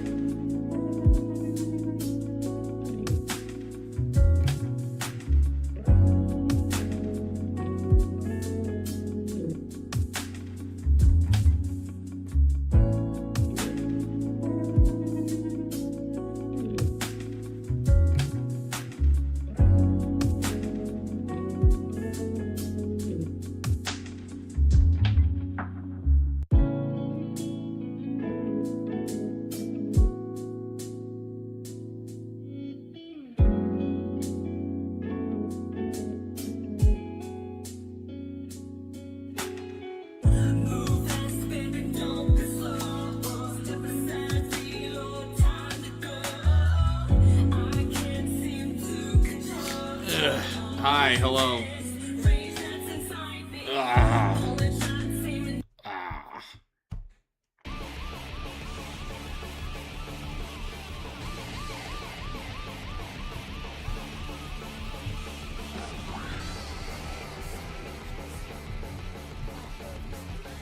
Okay. I need to kill the Death Stranding music.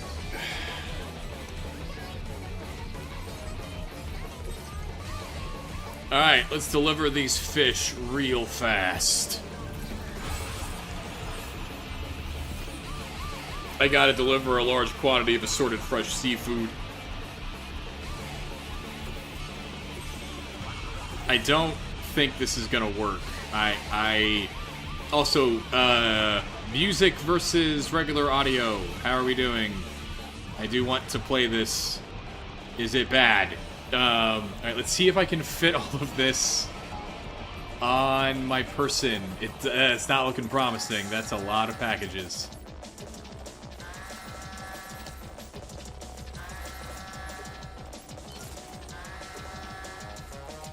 Yeah, no, I cannot do this in one trip, for sure.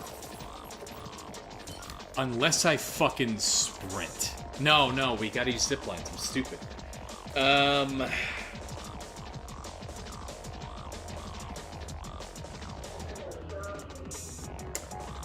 let's think. We're gonna need some information. Let me stop this. Let me save. How did you know I pissed?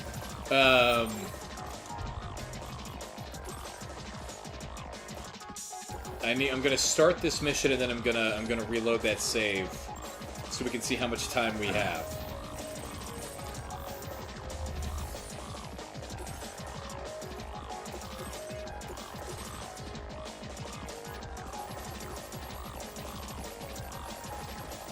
Okay. We got 14 minutes. Alright, so if I zip,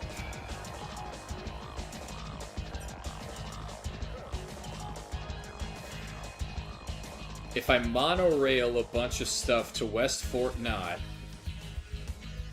and then zip to the mine, monorail stuff from there to Terminal Fort Knott, and then zip to West Fort Knott, and then try to get to Terminal Fort Knott in 14 minutes.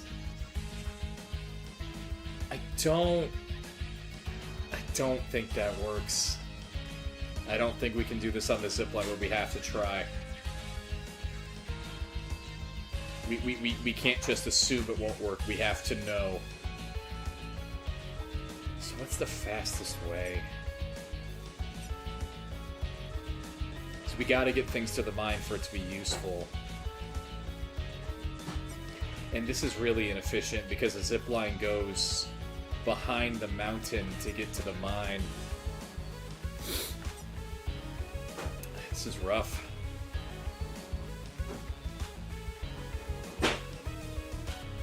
I think this is just impossible.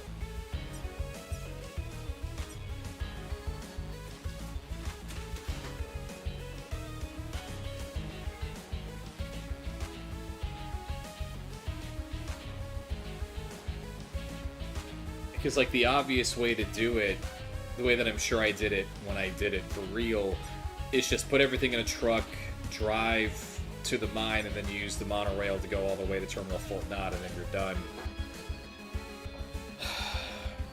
Getting things to the mine through the zipline network the way it's set up is a real bummer. How far away is this zip? 758. So we would need to put 2 zip lines here in order to be able to make that connection easier, and that's not worth me doing with my bandwidth. I could try over time to, like, get other players to put their zip lines here, but that's not something I can do right now.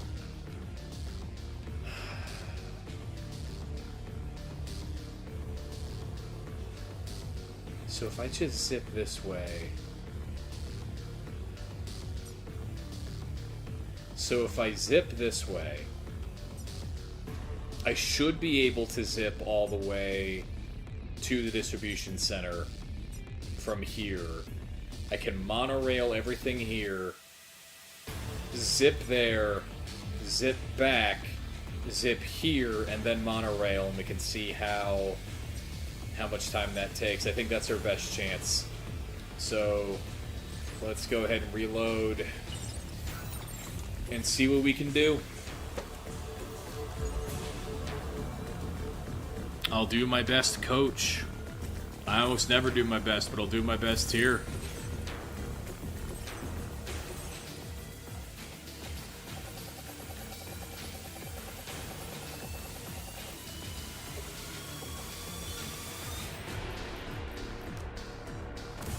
Alright, so first thing.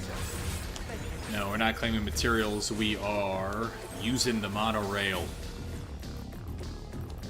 Give me to West Fort Knott, baby.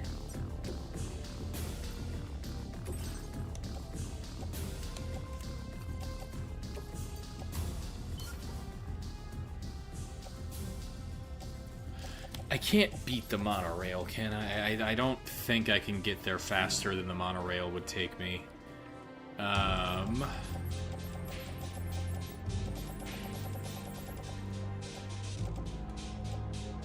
Alright, let's see. Because the zipline is a monorail. That is a rule that, like, I did just kind of decide on halfway through. Like, whatever, I can use the monorail. It's not a zipline, but if I'm traversing outside of the monorail, I gotta be using a zip. Exactly, Vera. Like that is the long-term gameplay loop where, like, and I think that's why so many devs and like why so many games that are interested in like a long-term long-term inhabiting a world like your Zeldas and this game, why they've opted to have things degrade automatically. Because pushing back against that degradation is, like, both a tool to keep engaging with the entire world and a method to, like, force you to optimize. Because it's like, well, that zipline's going to go down soon, and I did set it up a long time ago. Is there a better place, or is there a better way for me to set it up now? Like, that question is actively invited because of the degradation. Like... It's both, it's rewarding that thing that, like, you love being able to use your game knowledge to solve a problem that otherwise would be insurmountable, but also you are capable of injecting new information into the game because you can manipulate the environment. But in order to do that, you gotta, like, put in work. You can't just snap your fingers and do it. You have to interact with the space, you have to put the damn zip line where you want it, you gotta maintain it, you gotta keep using it. Like, it's immensely satisfying. Like, I wish that, I'm gonna say something a little weird. Konami had the right idea when they made Metal Gear Survive. Like, and Kojima came out and said, like, I hope someone else makes Death Stranding 3.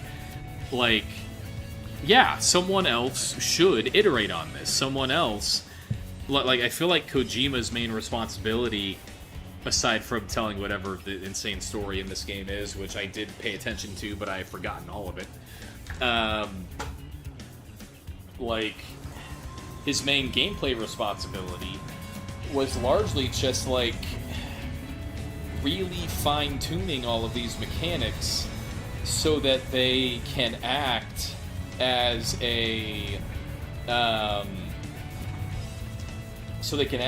as a foundation for, I don't want to say a real game, because this is a real game, but, like, for a more focused experience, I guess. Like think of this as like Dark Souls, and they use the framework of Dark Souls to build Bloodborne, to build a game that, like, Dark Souls is not a game that has a particular opinion, really.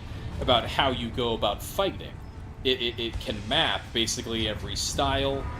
Bloodborne is a game that's interested in telling you how to fight. It wants you to be a fucking demon.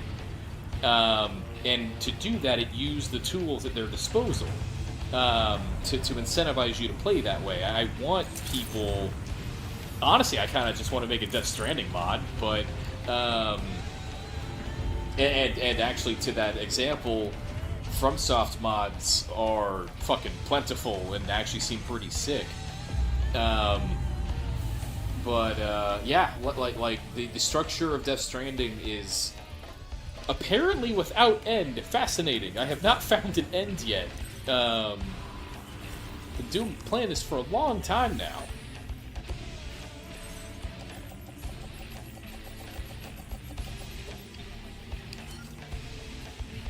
Nope, not done.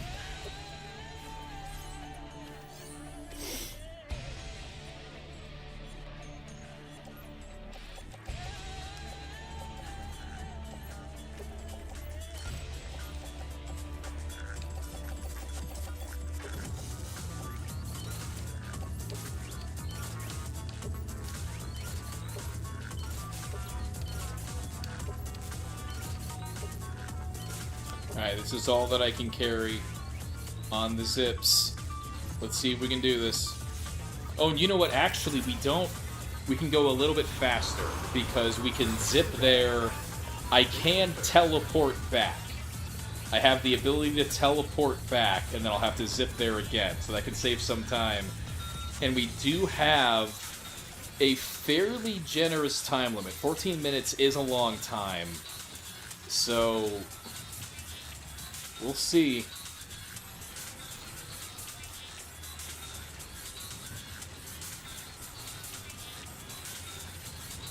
Oh, that's kind of cool. Did Bloodstained work out? I never played it. Like, was it good for what it was supposed to be? Certainly didn't take over the world, which is fine.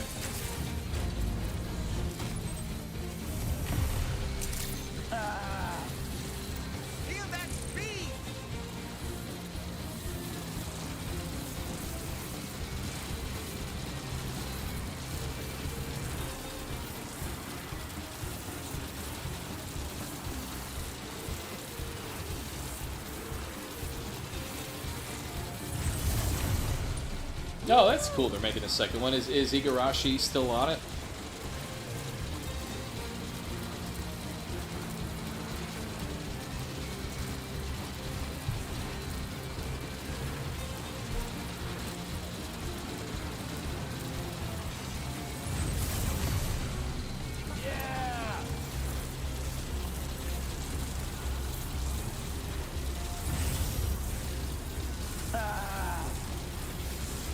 I don't know about this 2 trips thing.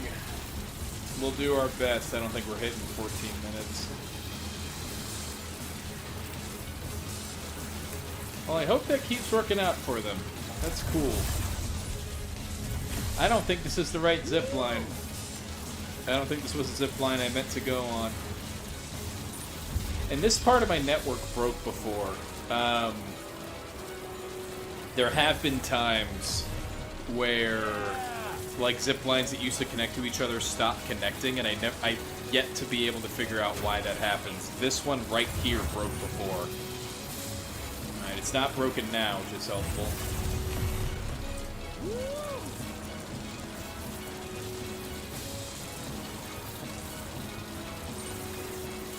Here, hold on a second.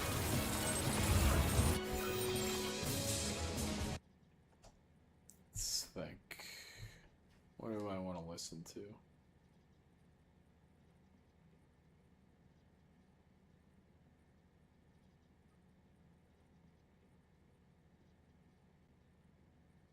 I'm in a really fun part of my life right now where... So I haven't played Deltarune Chapters 3 or 4 yet.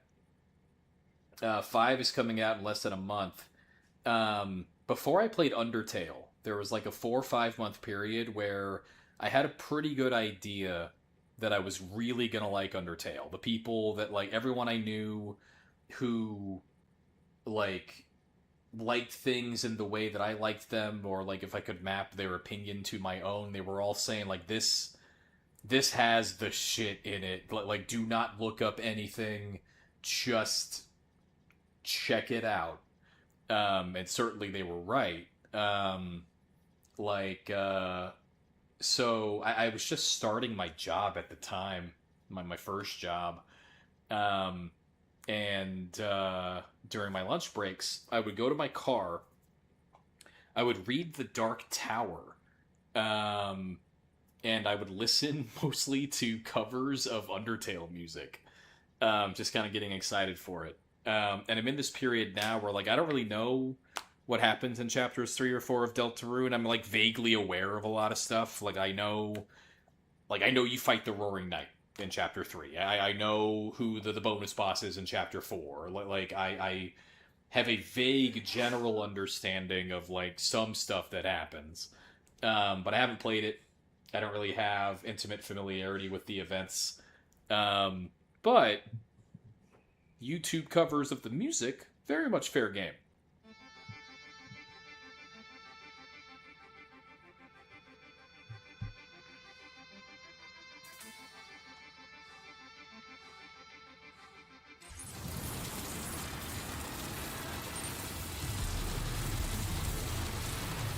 I can say,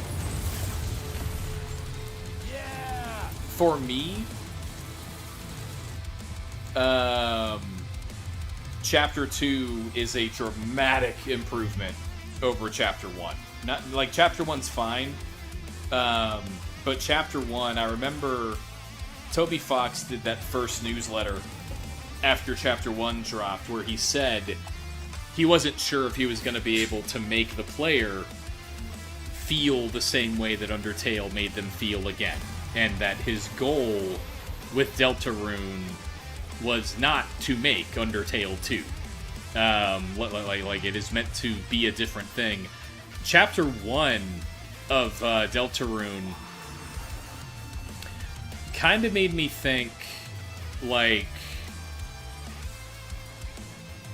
that he was going for, like, a pretty strict, like, traditional, quote-unquote, JRPG experience. Like, the whole point of Undertale, the reason why that game is interesting, like, the story's good, the characters are good, but, like, there's nothing world-breaking in them. It's determination. Like, that mechanic and the storytelling vectors that it unlocks are the reason why Undertale is interesting, are the reason why why that game, like, dug its way all the way deep into the center of my head. It is still the most recent game that has surprised me simply by being a video game I did not think was possible. I had never thought of doing something like that shit, and it pulled it off effortlessly, and it played me like a fiddle. Deltarune Chapter 1, like, does make a point of this, so, like, oh, fuck, I went the wrong way. No! Oh, we're on a time limit, and I'm going to the wrong zip. Oh, this is a tragedy. If we miss a triple L rank because of this, my zipline validation will be ruined. Oh my god. Anyway, Deltarune Chapter 1 like calls out attention to, like, you don't have agency. You don't have, like your decisions don't matter. No one can decide who they are in this world. Chapter 2 bends that. Like, I do not think Deltarune is the same thing as Undertale, where Undertale, like, you are kind of playing a self-insert there. Like the character of Frisk barely exists. Yeah, there's no way this is gonna work. Even with that lost time, like, we're not even gonna get onto the monorail the second time. By the 14-minute mark. So let's just deliver what we can and see what grade we get. And then I think I'll just put in the grade for that. Deltarune, I think, it's not going to do the same thing. It's not going to use determination and all that stuff to let you tell that part of your own story, but it does seem like it is going to use that stuff mechanically in how it tells its own bespoke story. And, like, that is, to me, interesting. Like, that... It's not interesting in the same way because you don't have the same amount of agency and control as you did in Undertale. But, like, the game world not abandoning that mechanic and, like, tying into the nature of that agency, like, seems to be very much in play given some shit that happens in 2. And my understanding is that the stuff that happens in 2 is followed up in, like, Chapter 4. So, we'll see. Alrighty, so... I am not gonna be able to... deliver everything over the zipline network, but... we can do a partial delivery and see the score we get. Maybe that'll matter. Who knows?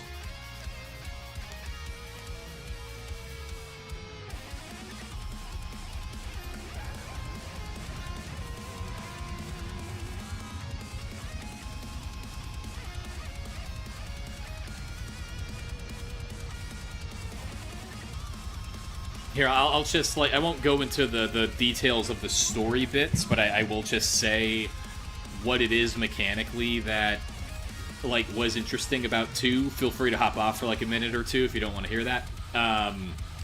So, basically, in Chapter 2, there are 2 routes through the story. And there is some jankery. Like, Chapter 1 did have a handful of things that hinted like something may be going on. It just didn't follow up on any of them. One of them was... when you load up, or when you save for the first time in Chapter 1, you save over an empty save slot. And the save slot, just like, or the save point, just like it is in Undertale, is a mark of determination. And the game makes a point saying, this is the light that only you can see. Like, this is, because you're a human, and every other character in the game is a monster, and humans have stronger determination than monsters do, like, this is the light only you can see. You are the human in the story, and you can save your game. Very specifically, Flowey was able to save the game, quote-unquote, in Undertale until you showed up. You had stronger determination, and you prevented him from being able to do that. But when you save over, or when you save your game in Deltarune, you save over an empty save slot, and you save over that save slot not with the name of the character, Chris, but with the name that you type in at the beginning of the game when you quote-unquote connect with whatever you connect with at the very start of Deltarune. And, like, that to me always kind of implied that, like, you are inhabiting an already empty vessel. That the character of Chris, where something janky is going on with Chris, even before, like you show up. It seems like something happened to that character, before the beginning of Chapter 1, and then you fill in the void, Gaster, whoever is involved in the connection at the beginning of Chapter 1, like, seems to be sending you, the player, into that world as the soul in order to do something, in order to maybe stop something. Chapters 3 and 4 seem like they constantly play with the bit at the end of Chapter 1 where Chris tears the soul out of himself and locks it into a cage, and in that moment you are controlling the soul. Like you can move the soul around its little cage. And then Chris goes on with the knife and probably opens up a dark fountain or something. Alright, so we cannot order or deliver all of the fish. We can deliver 80% of the fish that they require in the 14 minutes. It's not feasible with the zipline network to do more than that. Let's see if they are satisfied.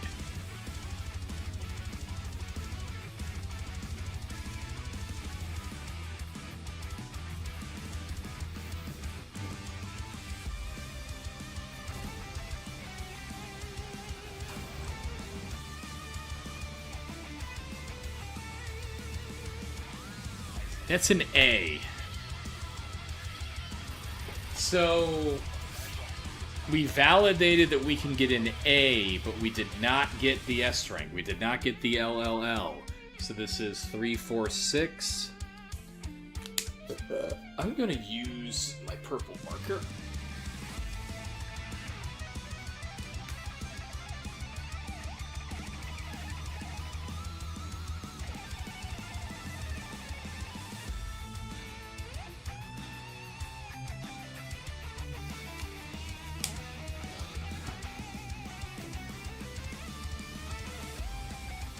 So in Chapter 2, there are a few moments in the game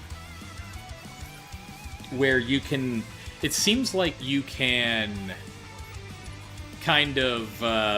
there is obviously, whether it's Chris himself or another entity, another thing, like controlling Chris or something... there is a seemingly malevolent, force controlling Chris in Deltarune that you seem to be fighting against for agency or something.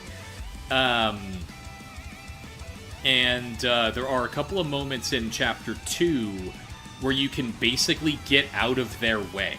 You can, allow them, or cooperate with them to see their plan carried out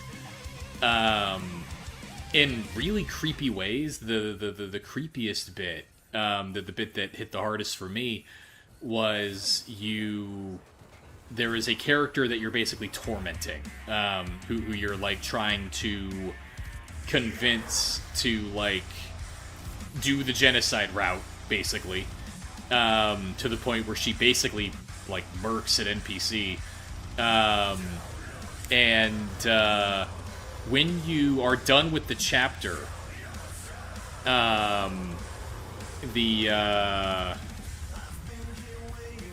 there's a bit where the screen is black. The game does a thing sometimes where it takes your attention away from Chris for some reason. Ralsei does it in Chapter 1 too. I still don't really know what to make of that. So, you don't see Chris, and you don't see this other character. You just see a black screen, but you know where they are in the room because you just saw them. So you know that character is to the right of where Chris is. They are basically... That character is basically saying, hey, you're creeping me out. I want to go home. You can, at that moment, you're in dialogue, but you can press the directional button to move toward that character, and Chris is implied to do that because when you hit that button, the character that you're tormenting freaks out. It's like you're taking steps towards them, and there it's I'm taking that not.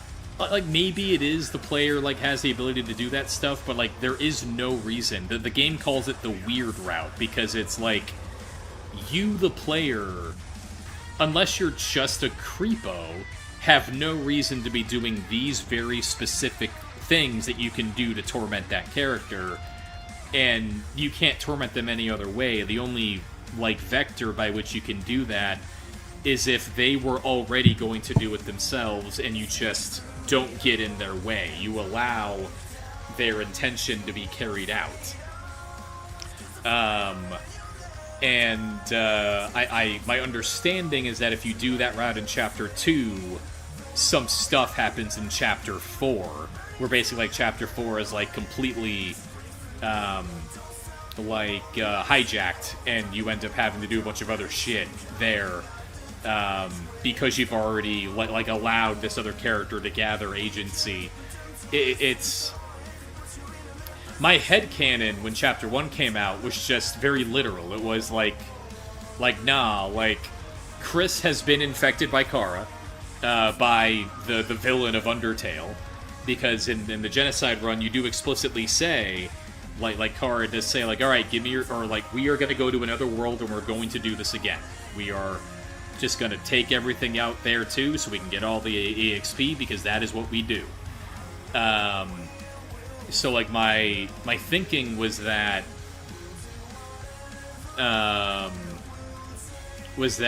Kara had like reached out and gotten a hold of Chris in the way that Kara can get a hold of players in Undertale, and then Gaster sent us, whoever we are, like to connect with that heart and like try to prevent Kara from like bringing the world to the dark place that Undertale gets to, and by dark place I mean literally just like darker yet darker, the stuff, all the crazy secret shit in Undertale that implies that like when Kara does a genocide run, it's like he takes out every timeline, he takes out the entire world. There is nothing left after he is done. Like Gaster is trying to stop that, which like I think that still parses from what I understand about the story. And that might be what the roaring is. The roaring from Chapter 1 always seemed like the state of the world after you do the genocide run, where there's just a big roaring wind and a void forever. That seems like what the roaring is like in the Dark World. Like that was always my headcanon. I don't know if that parses with where the story's gone now, or if they are connected even a little bit. Anyway, I need to play those, I guess. I need to do that eventually. Does this place have anything for us to validate on the zipline network? 579 to 588. So we got a few. 582. I don't think we can do this one. I don't think we can do either of these, actually. This one, there's no way. Because it's an express, and for this one, I know you really need... You need to use a truck, and you need to have the freeway at level 2. This is a check to make sure that you've upgraded your freeway. Otherwise, there's no way to do this mission in time.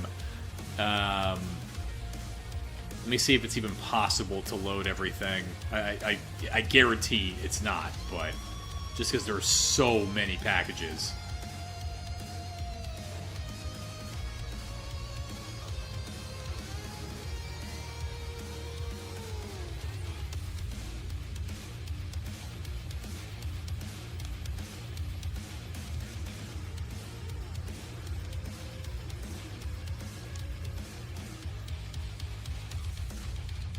Also, Elder, my buddy Elder and I, it was funny, on Monday, we were playing, I believe the second Hideo Kojima game, and the most recent Hideo Kojima game at the same time.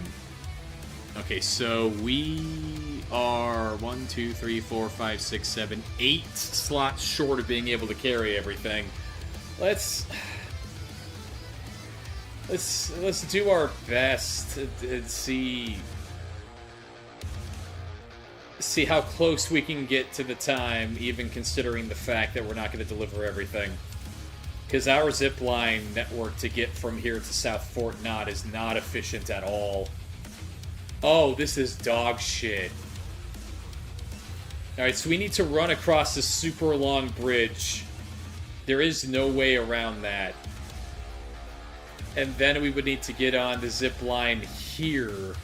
Go all the way around. Yeah, there's no way. There's no way. This is not doable. I'm calling this. This is not doable. That's a no.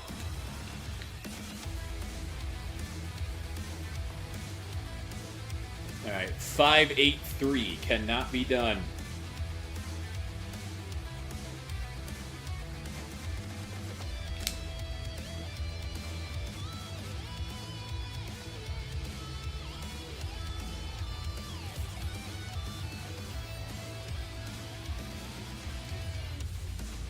but we should be able to, or we might be able to do 582 in one run, and even if we can't, it's okay, because we can do 2 runs here, because there's no time limit.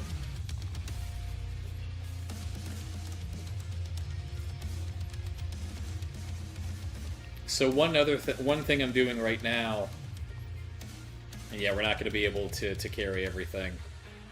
We're going to have to come back.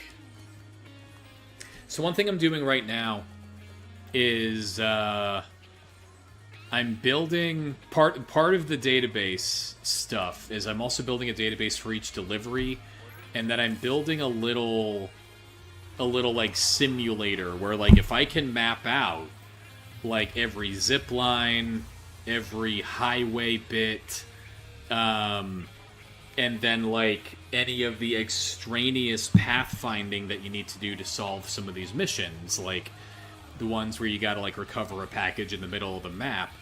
If I can get those to be steady, so I can always execute on them the same way, and build them into discrete chunks, what I ultimately want to do is I want to feed all of that to a computer. And I want the computer to tell me what is the route to do all 400 standard orders in the fastest time, starting from the beginning. When I say the canon playthrough of this game is different than the canon playthroughs of other games, that is what I mean. Getting really good at Death Stranding is the canon playthrough, and that is what I will be doing eventually, I guess. Also, here is an example. So, this Fragile Express hand towel that this NPC is carrying is an item. I have seen it before. That is cargo that I can find.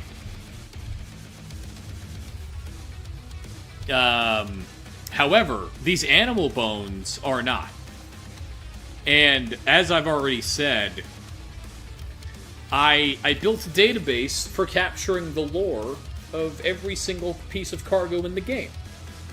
So I would really very much like to know the lore of these animal bones. But they won't give me the animal bones because it's like illegal or something. And that makes me very sad. I made a post on the Death Stranding 2 subreddit where, and there, I attached a screenshot to this, and I'll acknowledge here out the gate. That screenshot is a picture of me with a gun, and the gun is on lethal mode, and I'm standing in front of a porter, and there is another porter lying face down on the ground. I don't know how we got there. And the caption is, how do I get this guy to give me his package? Like, a bunch of people in the Death Stranding 2 subreddit started calling me very unkind things when I did that. Like a bunch of them called me mules. A bunch of them asked why I murdered the guy on the ground, making an assumption. Whether or not I did, it doesn't really matter, right? It doesn't matter. A bunch of them said, why are you still playing Death Stranding 2? You're on hour 800. That's weird. Like, people thought that behavior was strange. Like, no, I want to know all the lore of all the packages in Death Stranding 2. Who doesn't? Who doesn't want to know the lore of all the packages so you can put it into a database and then have that? Who isn't that, like, when you went to the store when you went to the store as a child to rent Metal Gear Solid 1, like isn't that the pull that Kojima had? Didn't we all want to compile every piece of information about Metal Gear Solid into a Microsoft Access database? Because that seemed like the thesis of the game to me. And like if people want to play the game wrong, if they want to do it the normie way, that's fine. You know, I'm not gonna break into your house and call you a mule. I was just trying to figure out how I can get that gentleman kindly, friendlyly, like, to give me his stuff so I could have it, because I want it. And I don't really get what's wrong with that. Death Stranding 2, you know? Yeah, I guess, Hannah, the idea there is because like someone in that Reddit post like really got deep on the lore, which I liked. They were like, it's not a the porter's job is to deliver that stuff, right? It's like that is the verb in the world. There is a package, you deliver it, and there is no way. You know what? I might be wrong about this, actually. I was going to say, I don't think there's a way for you to give another porter a package to deliver. I don't know that that's true. Because you can assign packages for delivery in the world. I'll go ahead and do it right now. Let me take an order here from B Pass. Actually, let me take an order from B Pass. Experimental musical movie. I want to know the lore behind your musical movie, man. Let me in there. I do not need your PCC. I need your experimental. It has a thumbnail. It has a thumbnail. I want to know the lore. I know you have lore.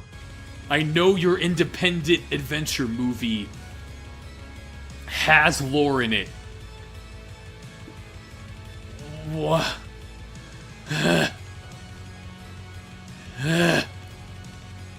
Hold on. Bola stun gun. Oh, you're giving me this stun gun. You're giving me.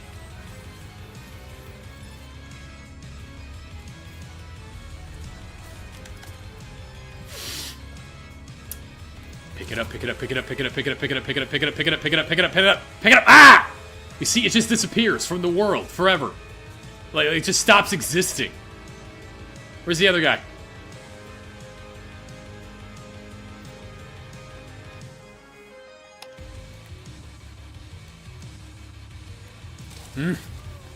Come on, get there. Get there. Get there. Get there. Ah! And Hannah, when you mentioned that, like I would love a rip of the game, but like now I'm sitting here thinking, you know, canonically, like if there's lore in the game that you can't access in reality, like for B, like I'm not building a database of every item on the disc, on the physical media disc, which I don't own. They don't sell discs anymore. But I'm looking for packages in Death Stranding, and like, if I think about Blood Swamp a lot, I think about like I spent a whole lot of time finding like the placeholder text for things that Silent Hill 2 did not intend to show you. Yeah,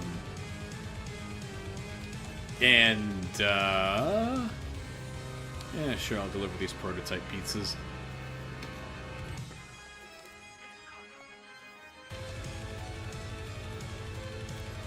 And like, imagine a world where like I go and I say like I found every package in Death Stranding 2, and then I show packages that you can't actually deliver.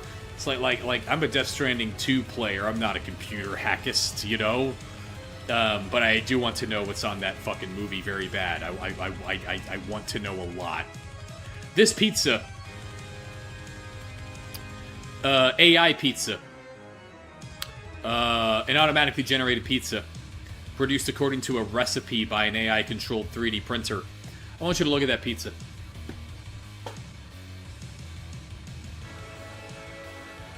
Let's look at that pizza together.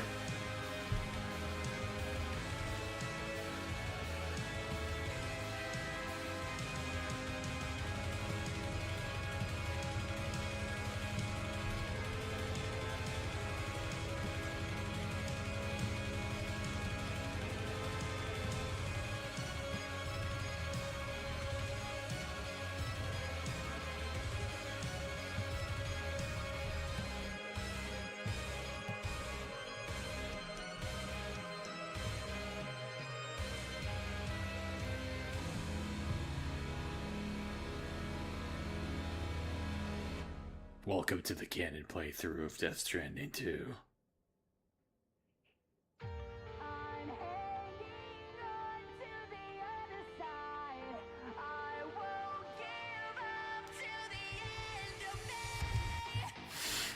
Ugh.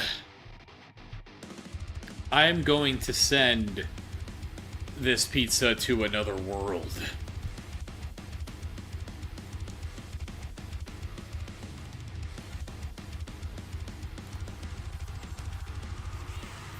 Oh no, wrong one. I need to request delivery.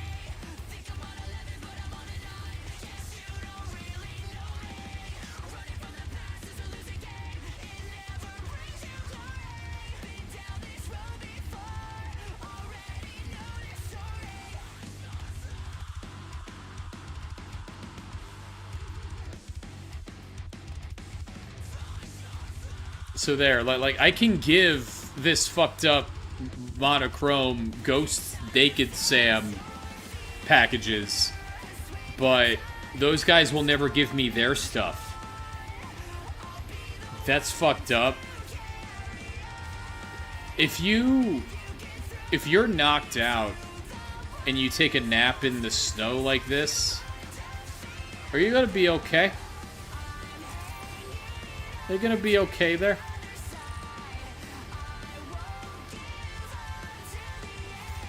They're also, like, bound. I, like, bounded them, so they're under, like, physical stress.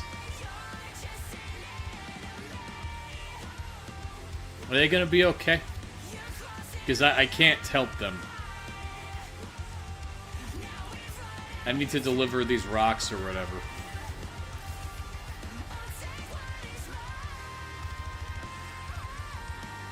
I need this.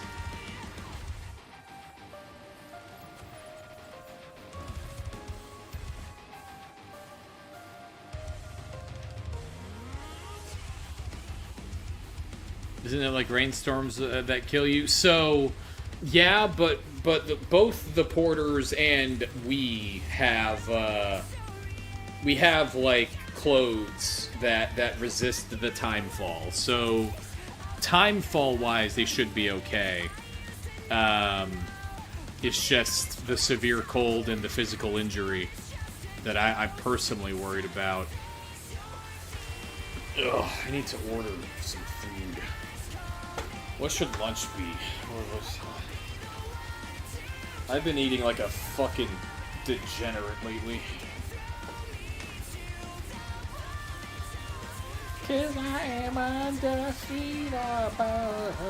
I'm hanging on to the other side. I won't give up till the end of May. I want you there in the dark light. My face says you're just an enemy. Does resist being completely immune? Gameplay-wise, seemingly so. I wouldn't put there... You know what? I'm going to say no, diegetically, because when there is timefall, those dudes are sprinting. Like, they are scared of being caught in the rain, so I'm going to say no. No, they're probably fucked. Oh well, they should have given me their packages. I wanted them.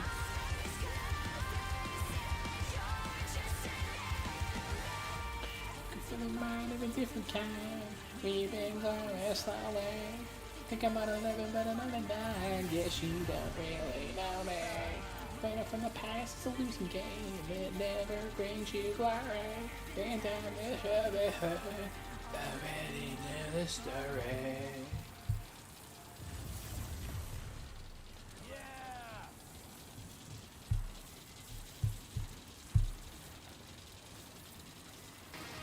Where am I even delivering this? Where the fuck am I going? Am I going to South Fort Knott?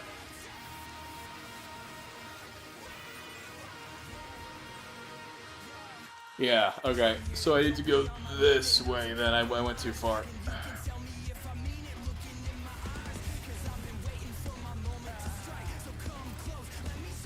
I'm not sure which is better. I think it would be better to die from the timefall, because you just get old real fast. I don't think it, like, particularly sucks outside of, like, you get old and you're dead. Freezing to death seems like it would be bad.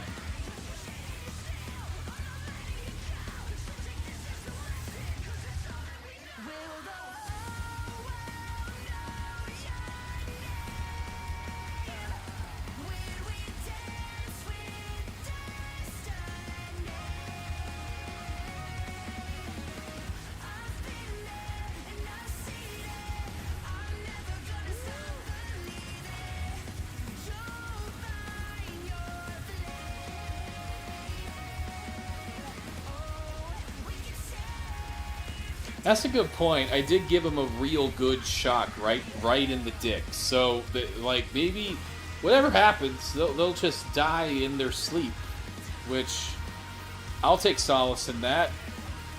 I'm fine. I'm fine with. That's okay. Game's got death in its title. I didn't do it. I didn't do it. It wasn't me. It wasn't me. You can't prove it was. There are no cameras. This is Australia.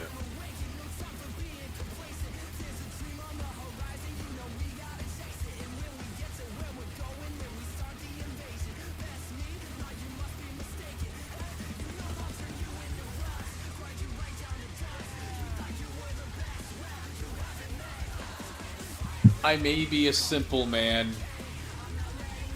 I really like the boss themes in Sonic, fuck. What was the most recent one?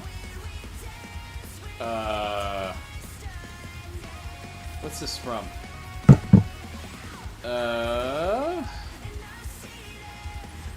Frontiers. This is one of the boss themes from that game. The boss fights in that game are the best Sonic game, which I know is not a high bar, but holy fuck, those boss fights are good. Like it got to the point where like I had fought two of the boss fights, and I like, oh, what the fuck? Where am I going? Oh no! Oh no! Oh no! Ah! Oh shit! I don't know what to do. I'm gonna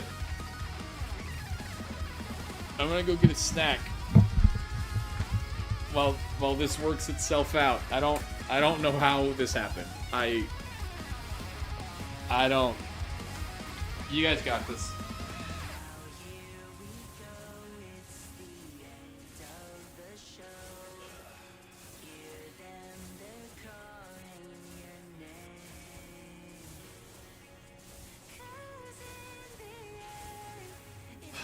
They got this. It'll be fine. I believe in you, Sam.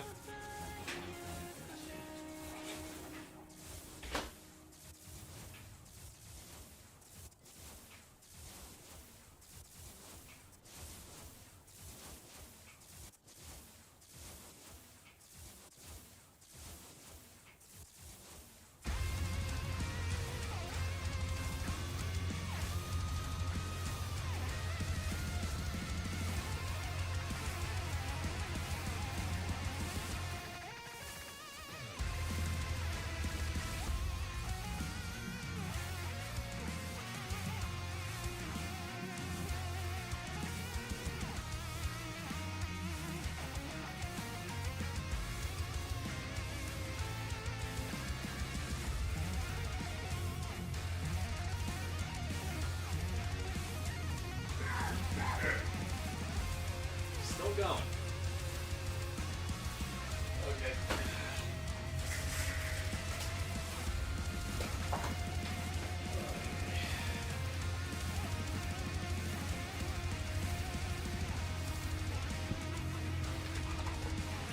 I guess this is fucking up my shoes.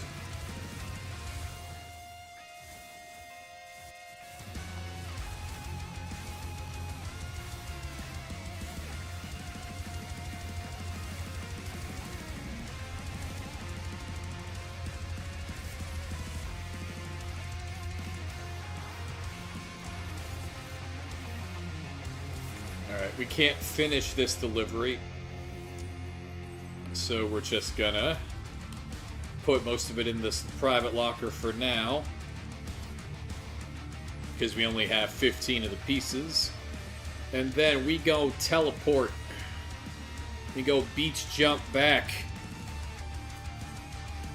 Abba dabba yabba babow, like that.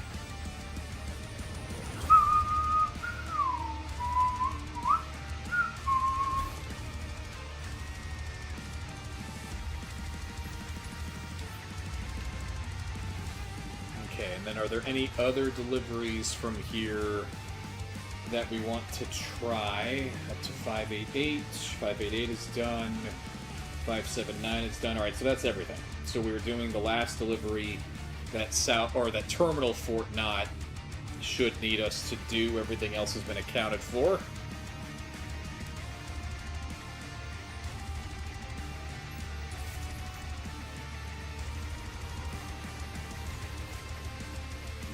And this is a zipline validation, so we do need to traverse with zip lines, but I have kind of decided, and I'm also, like, doing this to, like, prototype mechanics of the role-playing game in my head. And I'm just like, you know what, if I'm inside of a base, if I, like, Terminal Fort Knot is unique in that the delivery terminal is way back here, but the game restricts your access to any of your tools across this entire bridge. Like, because this is a really climactic moment in the story when you come here. Like, this bridge, you just gotta sprint down this bridge. And, no. So, even though this is a zipline validation, because we are on, like, we're on home turf, I'm just gonna use the coffin board because it's sick as hell.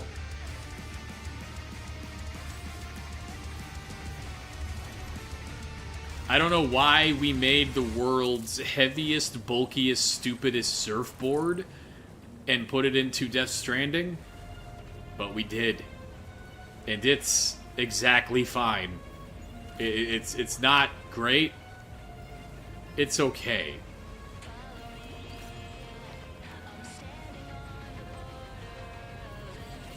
Like, that should have worked. If that worked, this would be sick. The fact that that did not work is kind of lame. I also think I might be dead. Because when you sink in the tar, you actually don't come back. You get a game over. And I am very far from the shore. I actually don't think there's a way to get back from here. I think I'm just fucked.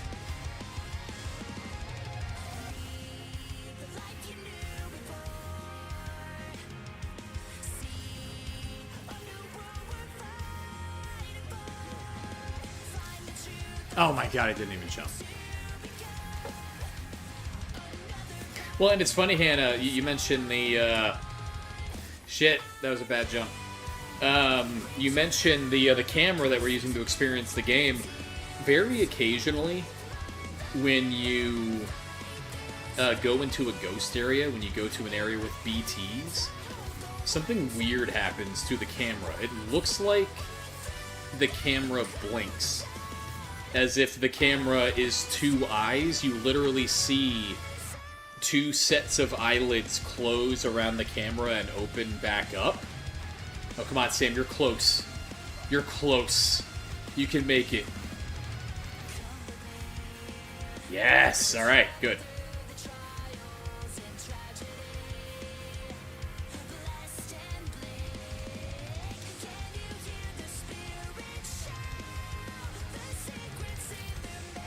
I don't know what to make of that, honestly. I don't... One thing I've kind of come... I think I've been reading Kojima's games too much through my own lens, especially since I started streaming, like, 6-7 years ago. Because, like, almost anything I played that tried to weave narrative and gameplay, which Kojima certainly does, I would try to look through the lens of, like, what is it doing story-wise with this thing that it just did? And I don't think Kojima is entirely about that. I think Kojima is more about, like, being willing to kind of sacrifice the explicit hits of the story, the explicit story beats, as long as they serve how the game is meant to feel. And like, I think the eyes blinking around the camera, and like when you repatriate... Oh shit, my shoes are ruined. Oh, I don't have any on me. Fuck. Alright, well, we're on the zip, so it shouldn't matter until we can get off. And then I'll get new ones.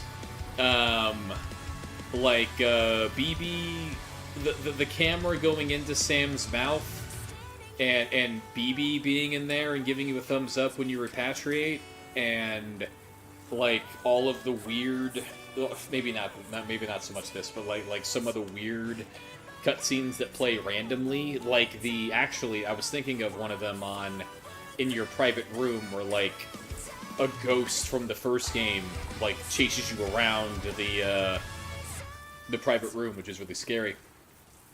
But more that scene in the hot spring we saw earlier, where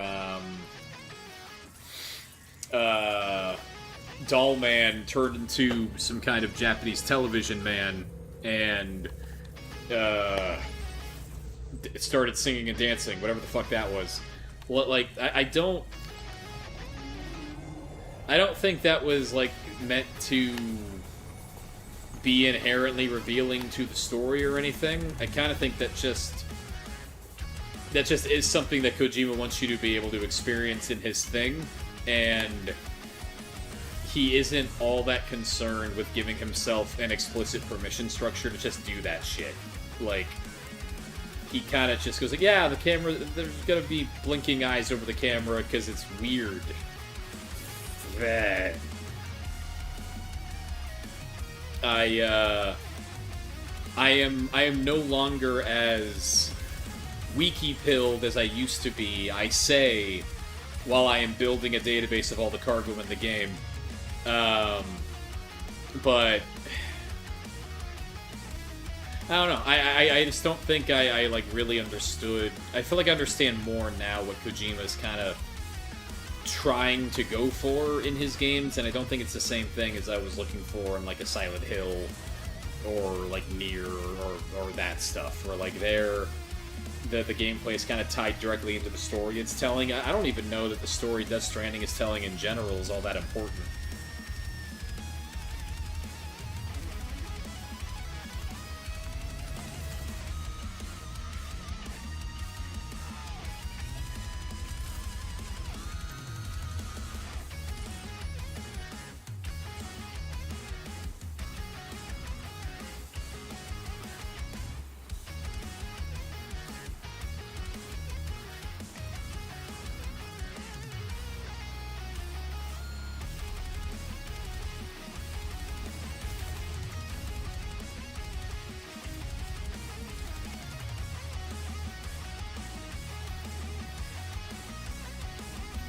There is something really satisfying about just like not having a mastery over the map, because nothing I am doing is hard right now. It's just press at X occasionally. But like having a full and earned command of the map is super satisfying, especially with the map being as big and as generally like difficult to traverse as it is. This game runs into some stuff when people talk about it online that I've seen that I feel like pretty much every game gets now, because like games are in this economy of attention, and like you were saying earlier, like any challenge that this game has needs to be met with a requisite amount of effort, and like this sucks, but how much time do you have for special efforts in video games nowadays? Like a non-zero amount, but for me at least it is, God, 5% of what it used to be, maybe? Like at least in terms of like really sitting and engaging with it. Like my brain is pudding, and I went too far again. And just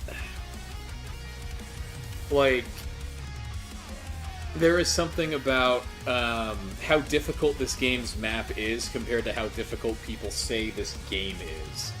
Because like people will say like, oh, even on the new To the Wilder difficulty, it's not like anything's a danger or anything can, or like that there's any mission that's going to give you a big problem. And to me, it's totally fine to want a more challenging experience out of this game, but and like I do kind of think a Death Stranding 3 or a game maybe by someone who isn't Kojima, like going for a more viscerally difficult experience like could be great. I think that avenue is there, but like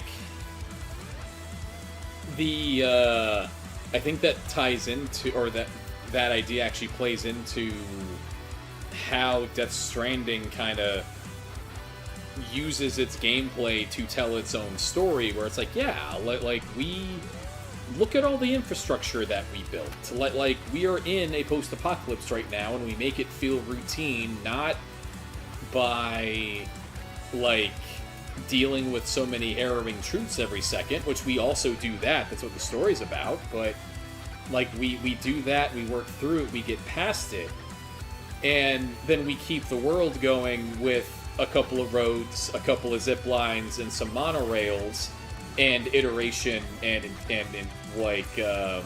intuition. And it's like, yeah, like the game feeling easy. It's like, well, if you don't want the game to feel easy, don't use the freeway. Don't use the zip lines. Don't, like, you can just do that. There is no one in the game who is going to force you to use these things. If you want to walk around like a hermit, you can. And I'm probably going to do, like, a validation or whatever of that at some point, just to see what that's like. I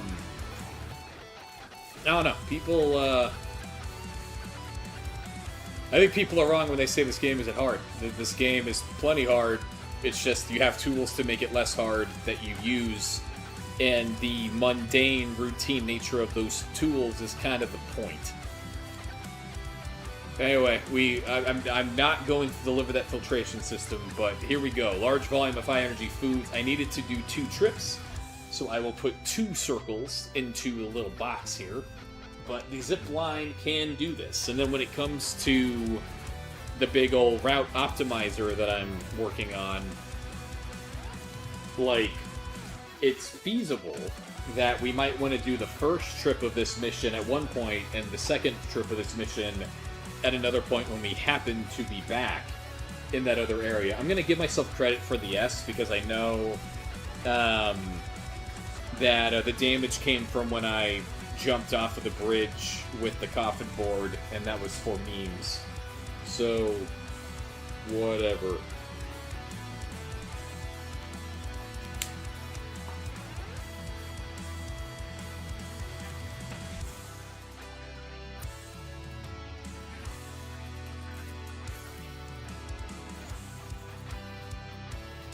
Alright, nothing else to do here. Let's see. I'm gonna save this, and we're gonna think for a second. What do we want to do? What do we want to do?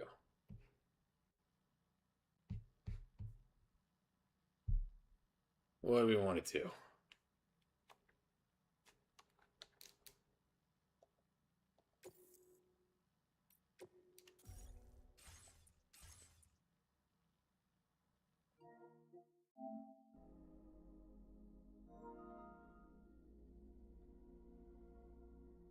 Armor core. I need to figure out the audio hitching if I'm gonna play something more demanding. I think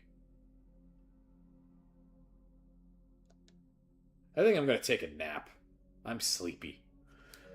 So I think I'm gonna go lay down before I get fit. I'm gonna take a nap so I can get ready for my spa session. That sounds weak, but whatever. It's what I'm gonna do. So I'm gonna go do that. Thanks for hanging out, everybody. Hope you had fun. I had a blast. Well, be back some point in the next couple of weeks, and we'll do it all over again. We will be together again, as always. Happy Saturday, and I will see you when and where I see you.